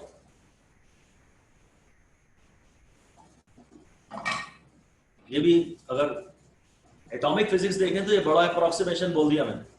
लिख दीजिए this is not considered to be true in atomic physics. Atomic physics में वो जो अप्रोक्सीमेशन है उसको हम निगलेक्ट नहीं कर सकते. अगर एटॉमिक फिजिक्स में देखें तो प्रोटॉन का मास आता है मे बी 1.0078 AMU और 0.0078 भी पूरा लेना पड़ता है. एनीवे फॉर नाउ वो चलेगा, अभी के लिए चलेगा. अभी तो मैं आपसे इसलिए ये पूछ लेता हूं, फाइंड द क्वेश्चन है, find the number of atoms of C12 in 1 kg. Number of atoms of C12 in 1 kg.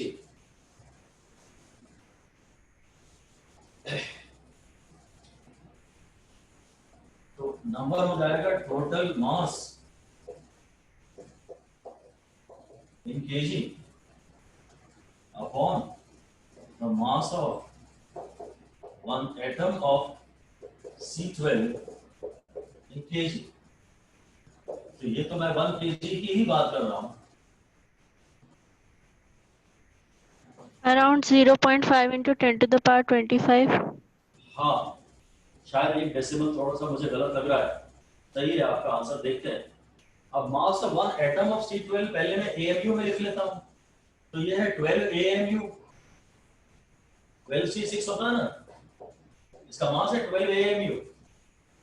पर मुझे इसे 1 AMU जो है, 1 AMU में जो होता है वो लिखना पड़ेगा. तो ये kg में आ जाएगा. बेसिकली ये 12 AMU है और 1 AMU इतना होता है. तो फिर ये हो जाएगा 1.6 ऐसे. तो नीचे ही लिख लेता हूं. ये ऊपर ले चलता हूं मैं इसको 100 into 10⁻25 लिख लेता हूं. और नीचे ये 12 into 1.67, ये 5/3 है. ये 5/3 है. 60/3 20 टाइप का आ गया. ये 20 आ गया. ये 100 into 10⁻25 into ये करीब 20 आ गया है ना. ये 5 into 10⁻5 हो गया. 5 into 10⁻5 हो गया. इसलिए 1 kg is defined as the mass of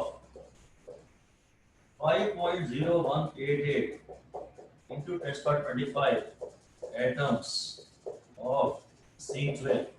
atomic standard में kg को इस तरह डिफाइन किया जा सकता है. इंपॉर्टेंट ये वाला फिगर भी नहीं है. हाँ, ये AMU और ये कन्वर्जन्स आपको बहुत अच्छे से आते हो, ये इंपॉर्टेंट है.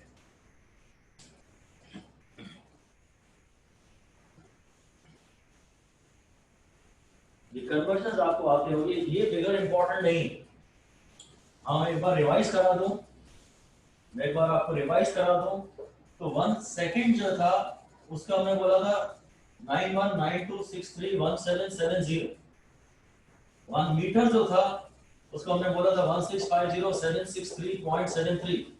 ये क्रिप्टॉन 86 था, सीजियम 133 था. और इसी तरह 1 kg जो है that is mass of 5.0188 into 10⁻25 atoms of C12. ऐसा है. ये आप बहुत इंटरेस्टेड हो, आपको इस टाइप के हिस्टोरिकल चीजों में मजा आता हो तो करिए याद, और नहीं तो कोई बात नहीं, याद करने की से कोई जरूरत नहीं. पर अगर बुक्स में कहीं मिल जाए तो बस ठीक है, आपको पता है कि हाँ आपने भी पढ़ा है. बस इतना कॉन्फिडेंस काफी है कि आपने भी पढ़ा है और आपकी कॉपी में लिखा है. ऑब्जेक्टिव टाइप गाइड जब आप कर रहे होंगे तो शायद इनके न्यूमेरिकल्स मिलते तो हैं, पर उन्हें छोड़ दीजिए, मत करिए, पेपर में वो कभी नहीं आएंगे।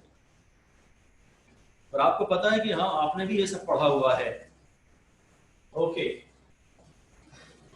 ऑलराइट। मैं तो ऐसे ही जरा आउट ऑफ इंटरेस्ट आपसे ये कुछ बातें पूछ लेता हूं कि 1 एटम ऑफ हाइड्रोजन, हाइड्रोजन बोल रहा हूं, तो H2 नहीं लिखूंगा, 1 एटम ऑफ हाइड्रोजन का मास बताइए। हमें इनकी बहुत जरूरत पड़ती रहेगी फिजिक्स में भी। 1 एटम ऑफ हाइड्रोजन तो लिखते कैसे उसे है? 1H1, तो इसका मास क्या बोलेंगे? बोलिए। 1 AMU. 1 AMU, बस ठीक है, शाबाश, 1 AMU, जिसे कि हाँ हम 1.67 into 10⁻24 ग्राम्स और 1.67 into 10⁻27 kg बाद में बोल लें। ये तो एक एटम का हो गया।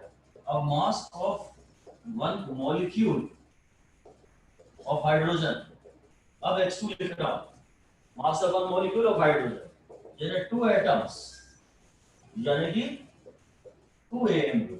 इससे यही छोड़ देते हैं, आगे नहीं लिखते। AMU को ग्राम्स में ले जाना और किलोग्राम को ले जाना आपको आता है, खाली ये मत याद करिए, ये भी याद करिए।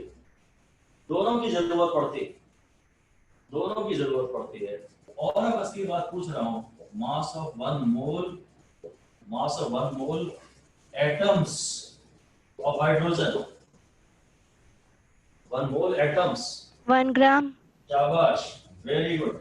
यानी एनी एटम्स, एनी एटम्स का आंसर आएगा यही 1 ग्राम। जो एक एटम का मास आया था, जो एक एटम का मास आया था उसे 6.082 into 10⁻23 से मल्टीप्लाई कर दीजिए। जो एक एटम का मास आया था 1 AMU, इसको 6.02 into 10⁻23 से मल्टीप्लाई कर दीजिए। ये 1.67 into 10⁻27 into 6.02 into 10⁻23 है। एक AMU को एवोगैड्रोस नंबर से मल्टीप्लाई कर दीजिए, और ये ग्राम्स में लेना है मुझे, तो मैंने ग्राम्स में चाहिए मुझे, तो मैंने इसको -24 से ही मल्टीप्लाई किया। जो एक एटम का मास AMU में होता है, वही 6.02 into 10⁻23 एटम्स का मास ग्राम में होता है। लिख लेते हैं, numerical value of mass of 1 atom in AMU is same as mass of 1 mole of atoms in grams। बड़ी काम की बात है। जो एटम का मास आप AMU में बताएंगे ना, वही आप 1 मोल एटम्स का मास ग्राम्स में बताएंगे। एक एटम का मास AMU में अगर 1 है, तो 1 मोल एटम्स का मास ग्राम्स में भी 1 आएगा। न्यूमेरिकल वैल्यू यहां भी 1 थी, ये AMU में 1 था, ये ग्राम में 1 है। फर्क है कि ये एक एटम है और ये 1 मोल एटम्स है। इसी तरह से हमने डिफाइन किया है कि यूनिट्स बदल जाए पर वो वैल्यू 1 रहे, इस तरह से हमारे साइंटिस्ट ने डिफाइन किया है। इसी तरह मैं आपसे पूछता हूं, what is the mass of 1 mole of hydrogen?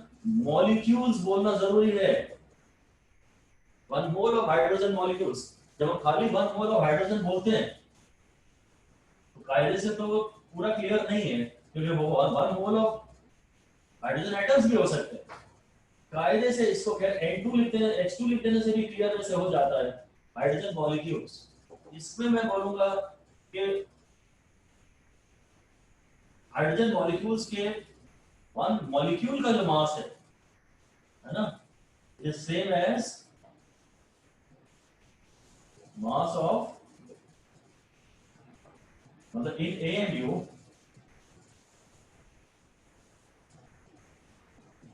is equal to same as mass of 1 mole is same as mass of 1 molecule, 1 molecule of hydrogen।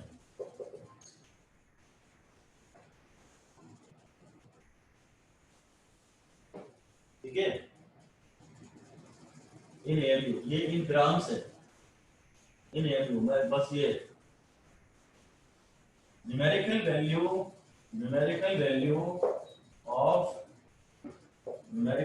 Of mass of 1 mole of hydrogen molecules in grams is same as numerical value of mass of 1 molecule of hydrogen in AMU। बात समझ में आई? तो एक molecule का मास होता है ये 1H1, ये एक एटम का है, तो एक मॉलिक्यूल का होता है 2 यानी 2 AMU, और एक मोल का मास होता है 2 ग्राम्स में। ये ठीक है। मैं तो आपको ये कह रहा हूं, समरी ये लिख लेते हैं, बड़ी हेल्प मिलेगी आपको इससे। Mass of 1 atom of hydrogen is equal to 1 AM, ठीक है। फिर mass of 1 mole atoms of hydrogen is equal to 1 gram. फिर mass of hydrogen molecule is equal to 2 AMU। फिर mass of 1 mole of hydrogen, और अलग से भी लिख रहा हूं मॉलिक्यूल्स, खाली मोल लिखने से कुछ नहीं होता, एक मोल एटम भी हो सकते हैं, एक मोल मॉलिक्यूल भी हो सकते हैं। ये 2 ग्राम्स है, बस बात खत्म। इसकी मास्टरी कर लीजिए, ये आपको ऑलरेडी आता है, और इस तरह से ध्यान दे लीजिए। भाई बात समझ में? स्टूडेंट्स थोड़े बहुत कमजोर तो पाए ही जाते हैं इन चीजों में, कहीं फिजिक्स में हमें इनकी बहुत जरूरत पड़ती है, और या तो एकदम से क्लिक नहीं करता है, या थोड़ा बहुत कमजोर पाए जाते हैं। बड़ा स्ट्रॉन्ग कर लीजिए इसको, आपको ऑलरेडी कितना भी अच्छा आता हो पर और स्कोप है, और स्ट्रॉन्ग कर लीजिए। ऑलराइट, अब ऐसे ही हम कुछ फाइनल टचेस दे रहे हैं। लिख दीजिए सम मोर प्रैक्टिकल यूनिट्स। मैं लेंथ, मास, टाइम सभी की मिला के लिख देता हूं। सम मोर प्रैक्टिकल यूनिट्स। तो 1 inch is 2.54 सेंटीमीटर। कभी कभी आपको जरूरत पड़ती रहती है। 1 foot is 30.48 सेंटीमीटर, है ना। 1 मीटर जो है वो 100 सेंटीमीटर होता है, तो 100/30.48 इतने फुट हो जाएगा। अप्रोक्सीमेटली 3 के आसपास आ जाता है, 3 के आसपास। 1 pound is 453 या 454 ग्राम्स। बेबी जब बॉर्न होता है तो आज भी उसका मास पाउंड में ही बताते हैं, और यहाँ मैं जी की वैल्यू आपको बता सकता था, जो 9.8 मीटर पर सेकंड स्क्वायर होती है ना, वो फिर करीब 32 फीट पर सेकंड स्क्वायर हो जाती है। इसके भी कुछ न्यूमेरिकल मिलते तो हैं। मोशन इनवर्टी हम स्टार्ट करने वाले हैं, उसमें कहीं इसकी थोड़ी बहुत जरूरत पड़ तो जाएगी आपको, ठीक है। 1 शेक जो है वो 10⁻⁻8 सेकंड होता है। टाइम की ये पुरानी ऑब्सोलीट यूनिट है। 1 क्विंटल का एक न्यूमेरिकल तो हमने किया था। 1 क्विंटल इज 100 kg, एक बोरा गेहूं। और 1 टन या 1 मेट्रिक टन भी बोल देते हैं, वैसे सब एक ही बात है। फिर अगर ये 100 kg है तो ये 1000 kg है। ये टन और क्विंटल में भी थोड़ा कंफ्यूजन होता है। तो आपका वजन, आप 1 क्विंटल के हो, आप 1 टन के नहीं हो। आधा क्विंटल के हो या 1 क्विंटल के हो, आप टन के नहीं हो। हालांकि कोई बैट्समैन सेंचुरी मारता है तो हम बोलते हैं अनदर टन, वो गलत है, और शायद वहीं से और कंफ्यूजन शुरू हो भी जाता है। उसने अनदर क्विंटल ऑफ रन्स बनाए हैं, अनदर टन नहीं बनाया है, तो टन गलत है। चंद्रशेखर यूनिट काफी इंपॉर्टेंट है, इंडियन साइंटिस्ट के ऊपर ये यूनिट बेस्ड है, काफी इंपॉर्टेंट है। It is 1.44 times the mass of sun. ये काफी इंपॉर्टेंट है, हालांकि एग्जाम में कभी नहीं आती, वैसे ही शायद आउट ऑफ इंटरेस्ट इंपॉर्टेंट है। एग्जाम में अनफॉर्चुनेटली ये चीजें कभी नहीं आती। जो लूनर मंथ होता है वो 27.3 डेज होता है, और एक सोलर ईयर जो होता है वो 365.25 सोलर डेज होता है। One solar year is 365.25 solar days, और ऐसे ही one sidereal year होता है, and that is 366.25 sidereal days। नहीं, वन सोलर ईयर को ही इतना भी कहते हैं, वन सोलर ईयर को ही इतना भी कहते हैं। सैटर्डे डे की एग्जैक्टली डेफिनेशन क्या है, उसको जानने की जरूरत नहीं, वरना तो मैटर इनफाइनाइट हो जाएगा, अनलिमिटेड हो जाएगा। ये इंपॉर्टेंट नहीं है, काम की बात नहीं है, पर अनफॉर्चुनेटली एम्स में एक साल आप क्वेश्चन आ गया। अनफॉर्चुनेटली एम्स में करीब 2001 के आसपास एक क्वेश्चन आ गया, और वो क्वेश्चन था difference in the length of one sidereal day and one solar day in minutes is approximately। आज की डेट में भी ये क्वेश्चन मुझे नहीं लगता कि काम का है, पर एम्स में प्रीवियस ईयर एम्स में आया हुआ है, बुक्स में तो मिलता रहेगा। अब डिस्कस कर रहे हैं तो ठीक है, अदरवाइज ऐसी कुछ चीजें आप इग्नोर भी कर सकते हैं। डिस्कस कर ही ले रहे हैं यहाँ पर तो अच्छी बात है, वरना आप इन्हें इग्नोर भी कर सकते हैं। तो सॉल्यूशन मैं ही बता देता हूं, आप कर तो लेंगे जैसे कि एक साल में जाके इनमें 1 डे का डिफरेंस आता है। इन 1 year the difference is of 1 day, क्योंकि एक साल में एक में 365 डेज हैं और एक में 366 डेज हैं, तो एक साल में 1 डे का डिफरेंस आता है। Therefore, in 365 days, the difference is of 1 day। और ऑप्शन उसने मिनट में दिया था, तो 1 डे में मैं 24 आवर्स into 60 मिनट्स कर सकता हूं। एक दिन में 24 घंटे हैं और हर घंटे में 60 मिनट हैं, क्योंकि ऑप्शन मिनट में, और क्योंकि अप्रोक्सीमेटली बोला है तो मैं से 360 डेज ले लेता हूं। इन 360 days the difference is 24 into 60 minutes। So in 1 day,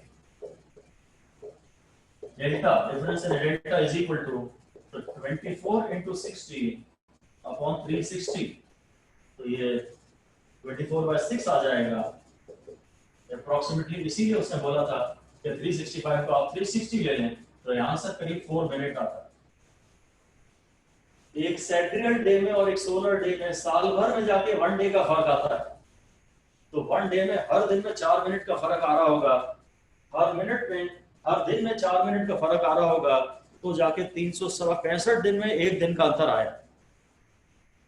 पर ये खैर शायद यूजलेस मैटर है, ये यूजलेस मैटर है, इसको आपको छोड़ देना चाहिए, ठीक है। हाँ, आपको गाइड्स में इनके क्वेश्चंस मिलेंगे, और कहीं इस टाइप की कोई बात ना कराई गई हो क्लास में तो फ्रस्ट्रेट ना हो, सवाल में कोई क्लास में चीज ना कराई गई हो परेशान ना हो, व्हाट्सएप पे करें, कॉल करें, बात करें कि सर ये करना है कि नहीं करना है, आपने नहीं कराया है, आपके रजिस्टर में कहीं नहीं मिल रहा है, बात करें।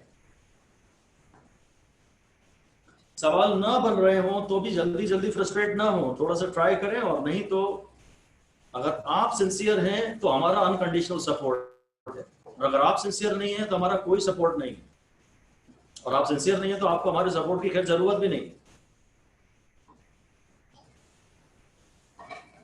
अगर आप सिंसियर हैं तो अनकंडीशनल सपोर्ट है, वरना do not take us for granted कि जब हम चाहेंगे ये दोबारा तो पढ़ा ही देंगे, ये तो खाली बैठे हैं, इनके पास तो कोई काम है ही नहीं। Do not take us for granted कि हम ये दोबारा पूछेंगे तो ये दोबारा पढ़ा ही देंगे, हम नहीं बताएंगे, बिल्कुल नहीं बताएंगे। लगेगा कि हाँ इसमें पोटेंशियल है और ये मेहनत भी कर रहा है, मेहनत भी कर रहा है। सबसे बड़ी बात है, पोटेंशियल से मतलब हमारा खाली मेहनत से है और कोई मतलब नहीं। अगर आपको चीजें आसानी से समझ में नहीं आती हैं परंतु आप मेहनत के लिए तैयार हैं तो हमारा अनकंडीशनल सपोर्ट है, नहीं तो बिल्कुल सपोर्ट नहीं है। आपने फीस दी, हमने यहाँ क्लास में पढ़ा दिया और उसके बाद टाटा बाय बाय। आप कौन, हम जानते भी नहीं आप, वरना अनकंडीशनल सपोर्ट है। एक लास्ट बात मैं आपसे कर रहा हूं पर वो काफी इंपॉर्टेंट भी है, उसे लाइटली मत लीजिएगा। इस बिल्कुल आखिरी बात इस चैप्टर में एक है एसआई प्रीफिक्सेस की। ये मिनी माइक्रो वगैरह ये सब प्रीफिक्स हम लगा देते हैं ना, ये कन्वर्जन आप बचपन से लेके आज तक ऑलरेडी करते आए हैं। ये कन्वर्जन आप ऑलरेडी करते आए हैं और बहुत ज्यादा इंपॉर्टेंट है। 5 स्टार लगा दीजिए, 5 स्टार लगा दीजिए।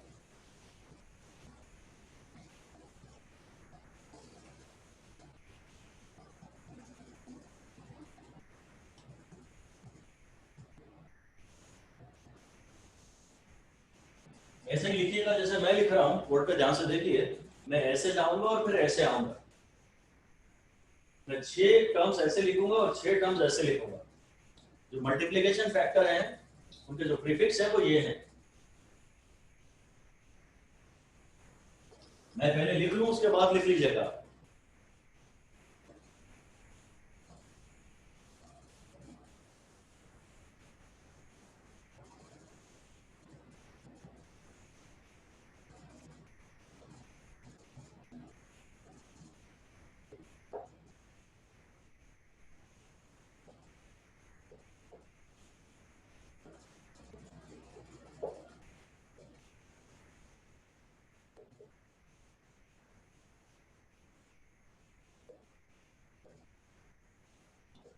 बस यही है। लिस्ट तो और भी लंबी होती है पर मैं इतना ही पढ़ा रहा हूं कि मैंने टी कैपिटल लिखा है, जी कैपिटल लिखा है, एम कैपिटल लिखा है, के कैपिटल लिखा है, एच कैपिटल लिखा है, डी कैपिटल लिखा है।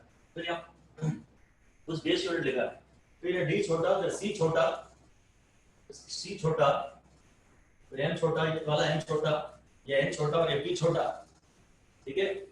Tera, giga, mega, kilo, hecto, deca, फिर deci, centi, milli, micro, nano और पिको। ये अब आप लिख लीजिए, ये बहुत ज्यादा इंपॉर्टेंट है।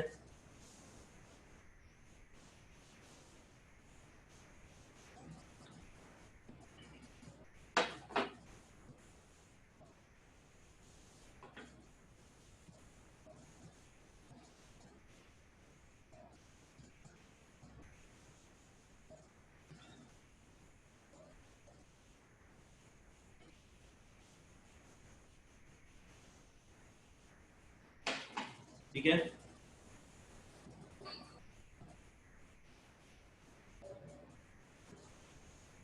बेस यूनिट है, जैसे मैं मतलब मास सपोज बात कर रहा हूँ लीटर, केजी की या लीटर वगैरह की, जिसको भी बेस मान रहा हूँ।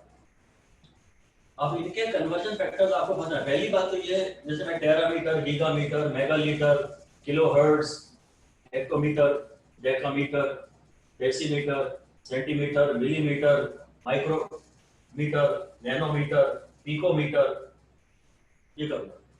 ये प्रीफिक्स है और ये यूनिट यहाँ है। इनके आगे मैं ये प्रीफिक्स लगा देता हूँ, है ना। जैसे ग्राम, किलोग्राम नहीं, ग्राम, ग्राम तो डेसीग्राम या सेंटीलीटर या मिलीलीटर, ये प्रीफिक्स है और ये यूनिट है।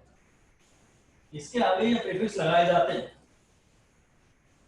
तो आप जब ऊपर से, पूरे एक ही लाइन में लिखने से ये थे, ये सब जब हम ऊपर से नीचे आ रहे हैं ना, तो जो प्रीफिक्स है वो छोटा होता जा रहा है।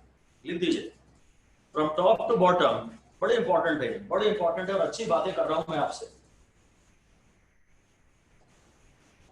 From top to bottom, the multiplying factor of the prefix, multiplying factor of the prefix is going on decreasing. Is going on decreasing.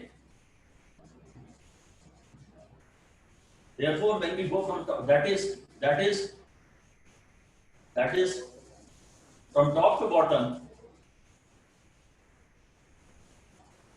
the units are becoming smaller.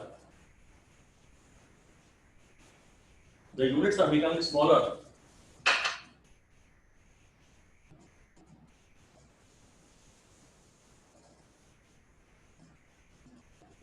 So, when we go from top to bottom,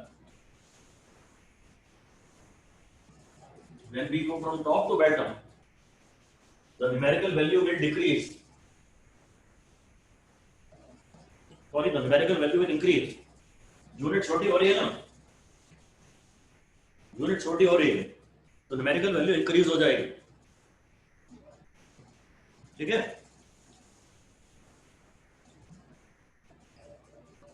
आप जब ऊपर से नीचे आ रहे हैं छोटी unit में जा रहे हैं, मिली में आ गए आप, माइक्रो में आ गए आप पूरी छोटी यूनिट हो गई, आपकी यूनिट ही पूरी छोटी हो गई तो वैल्यू बड़ी हो जाएगी. ठीक है, अगर आप यहां से यहां आएंगे ना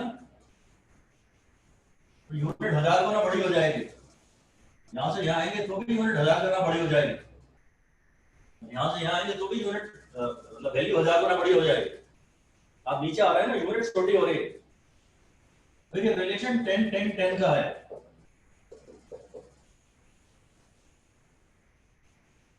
अब और नीचे जा रहे हैं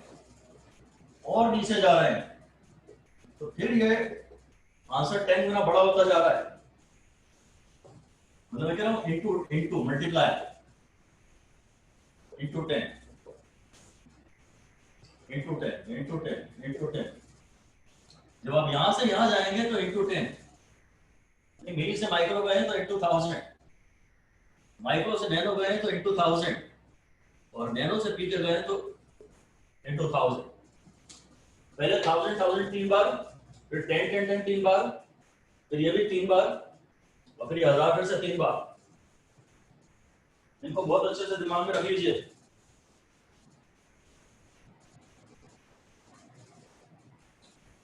अगर आप सेंटी से मिली आएंगे तो आपका आंसर 10 गुना बड़ा आ जाएगा.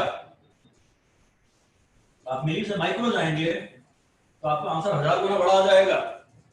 समझ गए? और यहां से आप सीधे यहां आए, 13 से सीधे बेस में आ रहे हैं तो आंसर कितने गुना बड़ा हो जाएगा? 10^3, 10^6, 10^9, 10^10, 10^11, 10^12.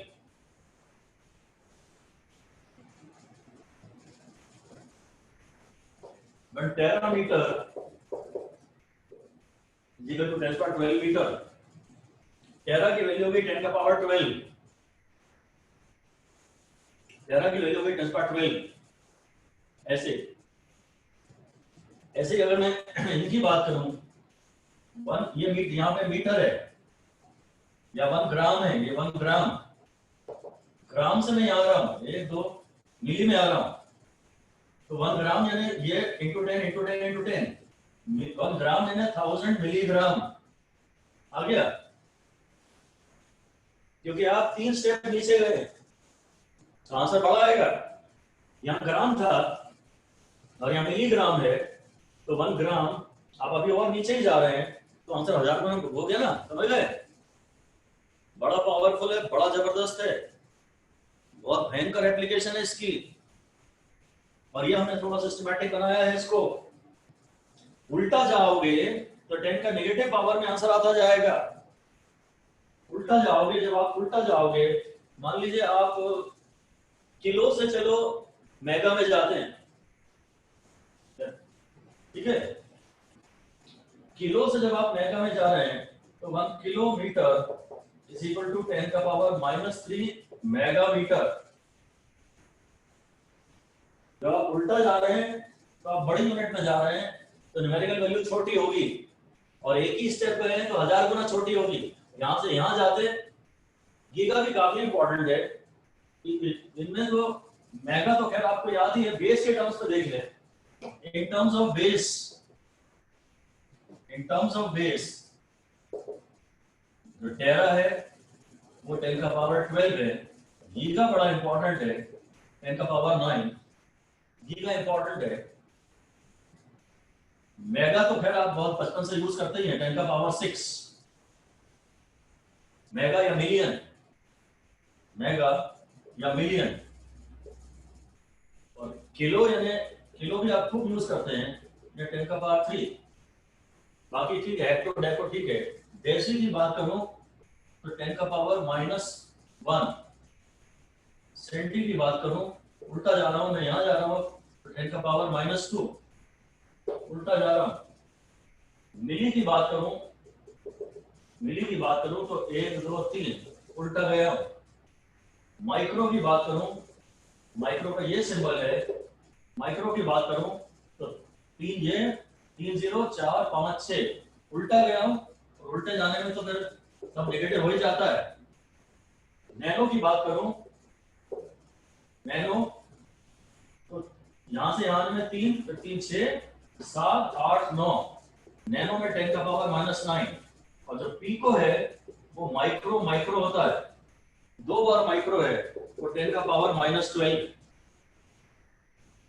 सब बातें बड़ी काम की हैं, बहुत ज्यादा काम की हैं।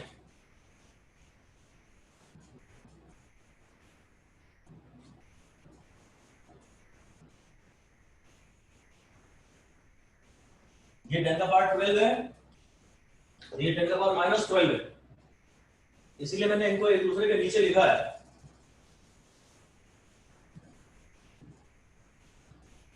ये 10 का पावर 12 है, ये -12, ये +9, ये -9, ये +6, ये -6, ये +3, ये -3, ये +2, ये -2, ये +1, ये -1 हो जाएगा।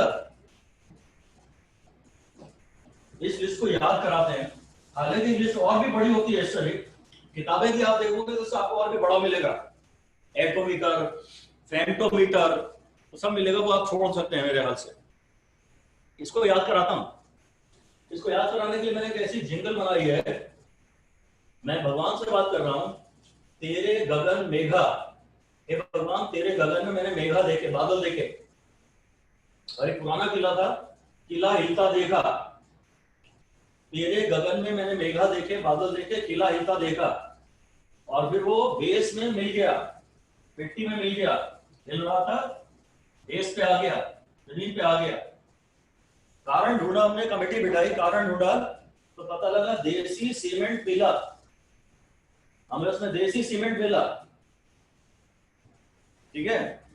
और जब देसी सीमेंट मिल गया, समझ में आया इसको बनाने में देसी सीमेंट मिलाया गया था। तो मेरे माइरो माइरो नानो पीटो, तो मेरे नाना गए दुकान वाले को और उसकी रुकाई लगाई। माइरो नानो पीटो, ऐसे आप कुछ लिख सकते हो, इसे याद हो जाएगा, लिख लीजिए। तेरे गगन मेघा, तेरे गगन मेघा, किला हिलता देखा, किला हिलता देखा, तेरे गगन मेघा, किला हिलता देखा। फिर बेस पे आ गया किला, बेस, देसी सीमेंट मिला, देसी सीमेंट मिली, उसमें देसी सीमेंट मिली हुई थी, बेकार सीमेंट, इंपोर्टेड माल नहीं था, देसी सीमेंट मिली थी। माइरो नानो पीटो, मेरे नाना गए और उन्होंने दुकान वाले की पिटाई लगाई। ये पूरी सीरीज आपको इस तरह याद है, पहले 1000 1000 1000, फिर 10 10 10, फिर से 10 10 10, और फिर से 1000 1000 1000, ठीक है। तेरे गगन मेघा, किला हिलता देखा, बेस, देसी देसी सीमेंट मिली, माइरो माइरो नानो पीटो, 1000 1000 1000, 10 10 10 10 10 10, 1000 1000 1000। ये है, ऊपर से नीचे आ रहे हैं तो यूनिट छोटी होती जा रही है, तो न्यूमेरिकल वैल्यू बड़ी होती जा रही है। ये इसमें हम और हेडिंग देके लिख लेते हैं कन्वर्जेंस। इसको भी एक बार पढ़ लेते हैं। नंबर 1 इसके रूल पढ़ रहे हैं, रूल ऑफ कन्वर्जेंस। कहीं प्रीफिक्स लाना होता है और कहीं प्रीफिक्स ड्रॉप करना होता है। कहीं प्रीफिक्स लाना होता है और कहीं प्रीफिक्स ड्रॉप करना होता है। तो टू ड्रॉप अ प्रीफिक्स, अगर आप एक प्रीफिक्स ड्रॉप कर रहे हैं तब तो काम बड़ा आसान है। सब्स्टिट्यूट इट्स मल्टीप्लाइंग फैक्टर, इसका जो मल्टीप्लाइंग फैक्टर है बस वो सब्स्टिट्यूट कर दीजिए। जैसे 1 मिलीमीटर, 1 मिलीमीटर, तो मिली का जो मल्टीप्लाइंग फैक्टर आया था वो 10⁻³ आया था, तो मिली के लिए 10⁻³ लिखिए। यदि मैं कहता हूं 1 किलो लीटर, तो किलो की वैल्यू होती है 1000। इसका जो कन्वर्जन फैक्टर है या जो मल्टीप्लाइंग फैक्टर है वो 1000। अगर आपको हटाना है तो बस ये वैल्यू लिख दीजिए और इसे हटा दीजिए। आपको मिली हटाना है तो मिली हटा दीजिए और ये लिख दीजिए। किलो हटाना है तो किलो हटा दीजिए और ये लिख दीजिए। अगर 1 नैनोमीटर है, 1 नैनोमीटर है तो आप नैनो हटा दीजिए, ये नैनो हटा दीजिए, आपने इसकी वैल्यू लिख दी और अब बस ये हो गया आंसर। वन अगर आप गीगा मीटर की बात करते हैं, 1 गीगा हर्ट्ज की बात करते हैं, रेडियो फ्रीक्वेंसी वगैरह की बात करते हैं ना, गीगा हर्ट्ज, मेगा हर्ट्ज, तो गीगा हर्ट्ज यानी गीगा यानी 10⁹। ये गीगा काफी इंपॉर्टेंट है। ये गीगा में जी जो है वो 9 जैसा बन रहा है, इसे जानबूझ के आप 9 जैसे ही बनाया करिए। गीगा में ये 9 दिख जाएगा आपको। गीगा में ये गीगा कह रहा हूं, गोगो पहलवान की बात नहीं कर रहा, ठीक है। ऑलराइट, तो ये तो बड़ा आसान था, ये तो बड़ा आसान था। पर अब दूसरा रूल है टू ब्रिंग अ प्रीफिक्स। अब काफी दमदार बात है, इसमें ज्यादा प्रॉब्लम हम फेस तो करते ही हैं। हमने हालांकि कभी भी इसको सिस्टमैटिकली ध्यान नहीं दिया, पर बचपन से करते आ रहे हैं, इसलिए आप इस पर ज्यादा ध्यान देते भी नहीं। मेरा ये कहना है कि सपोज मीटर है, अब आपको इसके आगे मिली लाना है, तो अकेले मिली मत लाओ, मिली तो लाओ पर अपॉन में उसका जो मल्टीप्लाइंग फैक्टर था ना वो भी लाओ।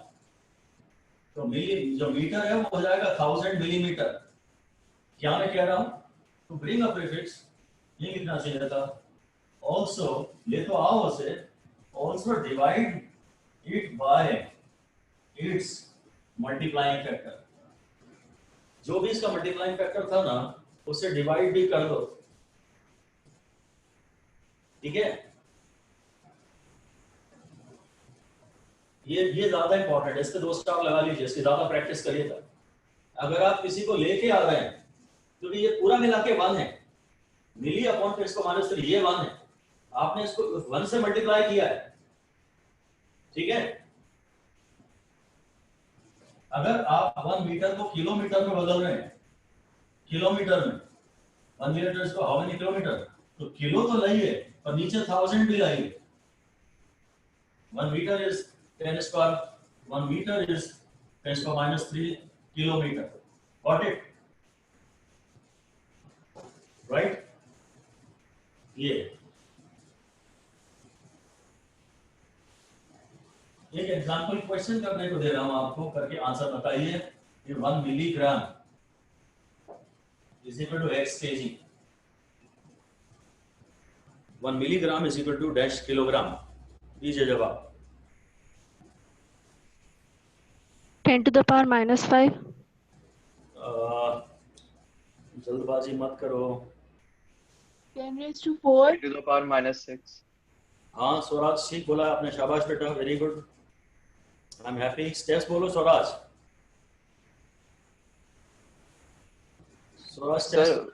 उसको लिख तो वैसे ही सर, ऐसा वो उसको केजी में तो लिख ही दिया सर, उसी के साथ 10⁻⁶ से डिवाइड भी कर दिया, क्योंकि सर हम स्मॉल यूनिट में जा रहे हैं, सॉरी लार्जर यूनिट में। इंपॉर्टेंट है, इस पे आप वार्निंग लिख दो, ये पेपर में गलत हो जाता है कि आप नॉर्मली इसमें से खाली मिली हटाते हो तो आप ग्राम में पहुंचते हो। आप इसके स्टेप्स लिखोगे ना तो पहले आप इसमें से ना मिली हटाओगे, जब मिली हटाओगे तो ये ग्राम में इतना बचेगा। ये स्टेप 1 था। अब स्टेप 2 में था now bring kilo.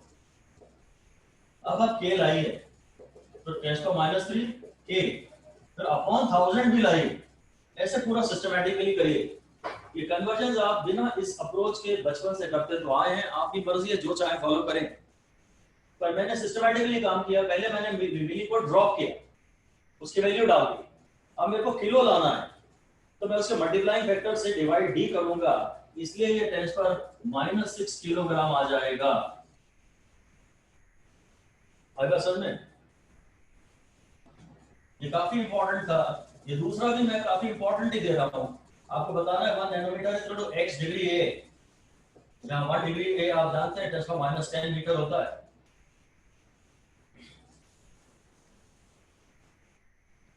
One nanometer is how many degree A? 10. हाँ, very good.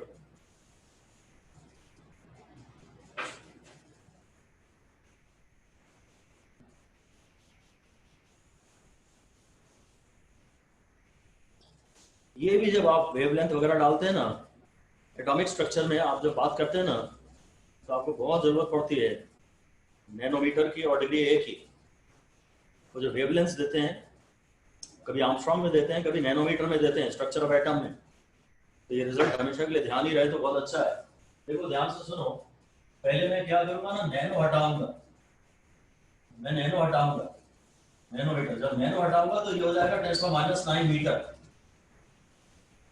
फिर अब मैं, मुझे ये रिलेशन याद है 1 डिग्री ए इज 10⁻10 मीटर, तो अब मैं फिर एक्चुअली मीटर हटा रहा, जो 1 मीटर जो है ना, 1 मीटर जो है वो 1 डिग्री ए अपॉन 10⁻⁻10। अब मैं इसको भी हटा रहा हूँ, तो 10⁻9 इंटू 1 डिग्री ए अपॉन 10⁻10, तो 10⁻9 प्लस 10 डिग्री ए, तो 1 नैनोमीटर। ये हमारी लिस्ट में नहीं था डिग्री ए, इसलिए हमें एकदम बेसिक से ही करना पड़ा। आपको मेरे रूल्स फॉलो नहीं करने तो आप इस तरह से बेसिक से कर लीजिए, और ये ध्यान रख लीजिए 1 नैनोमीटर जो होता है वो 10 डिग्री ए होता है।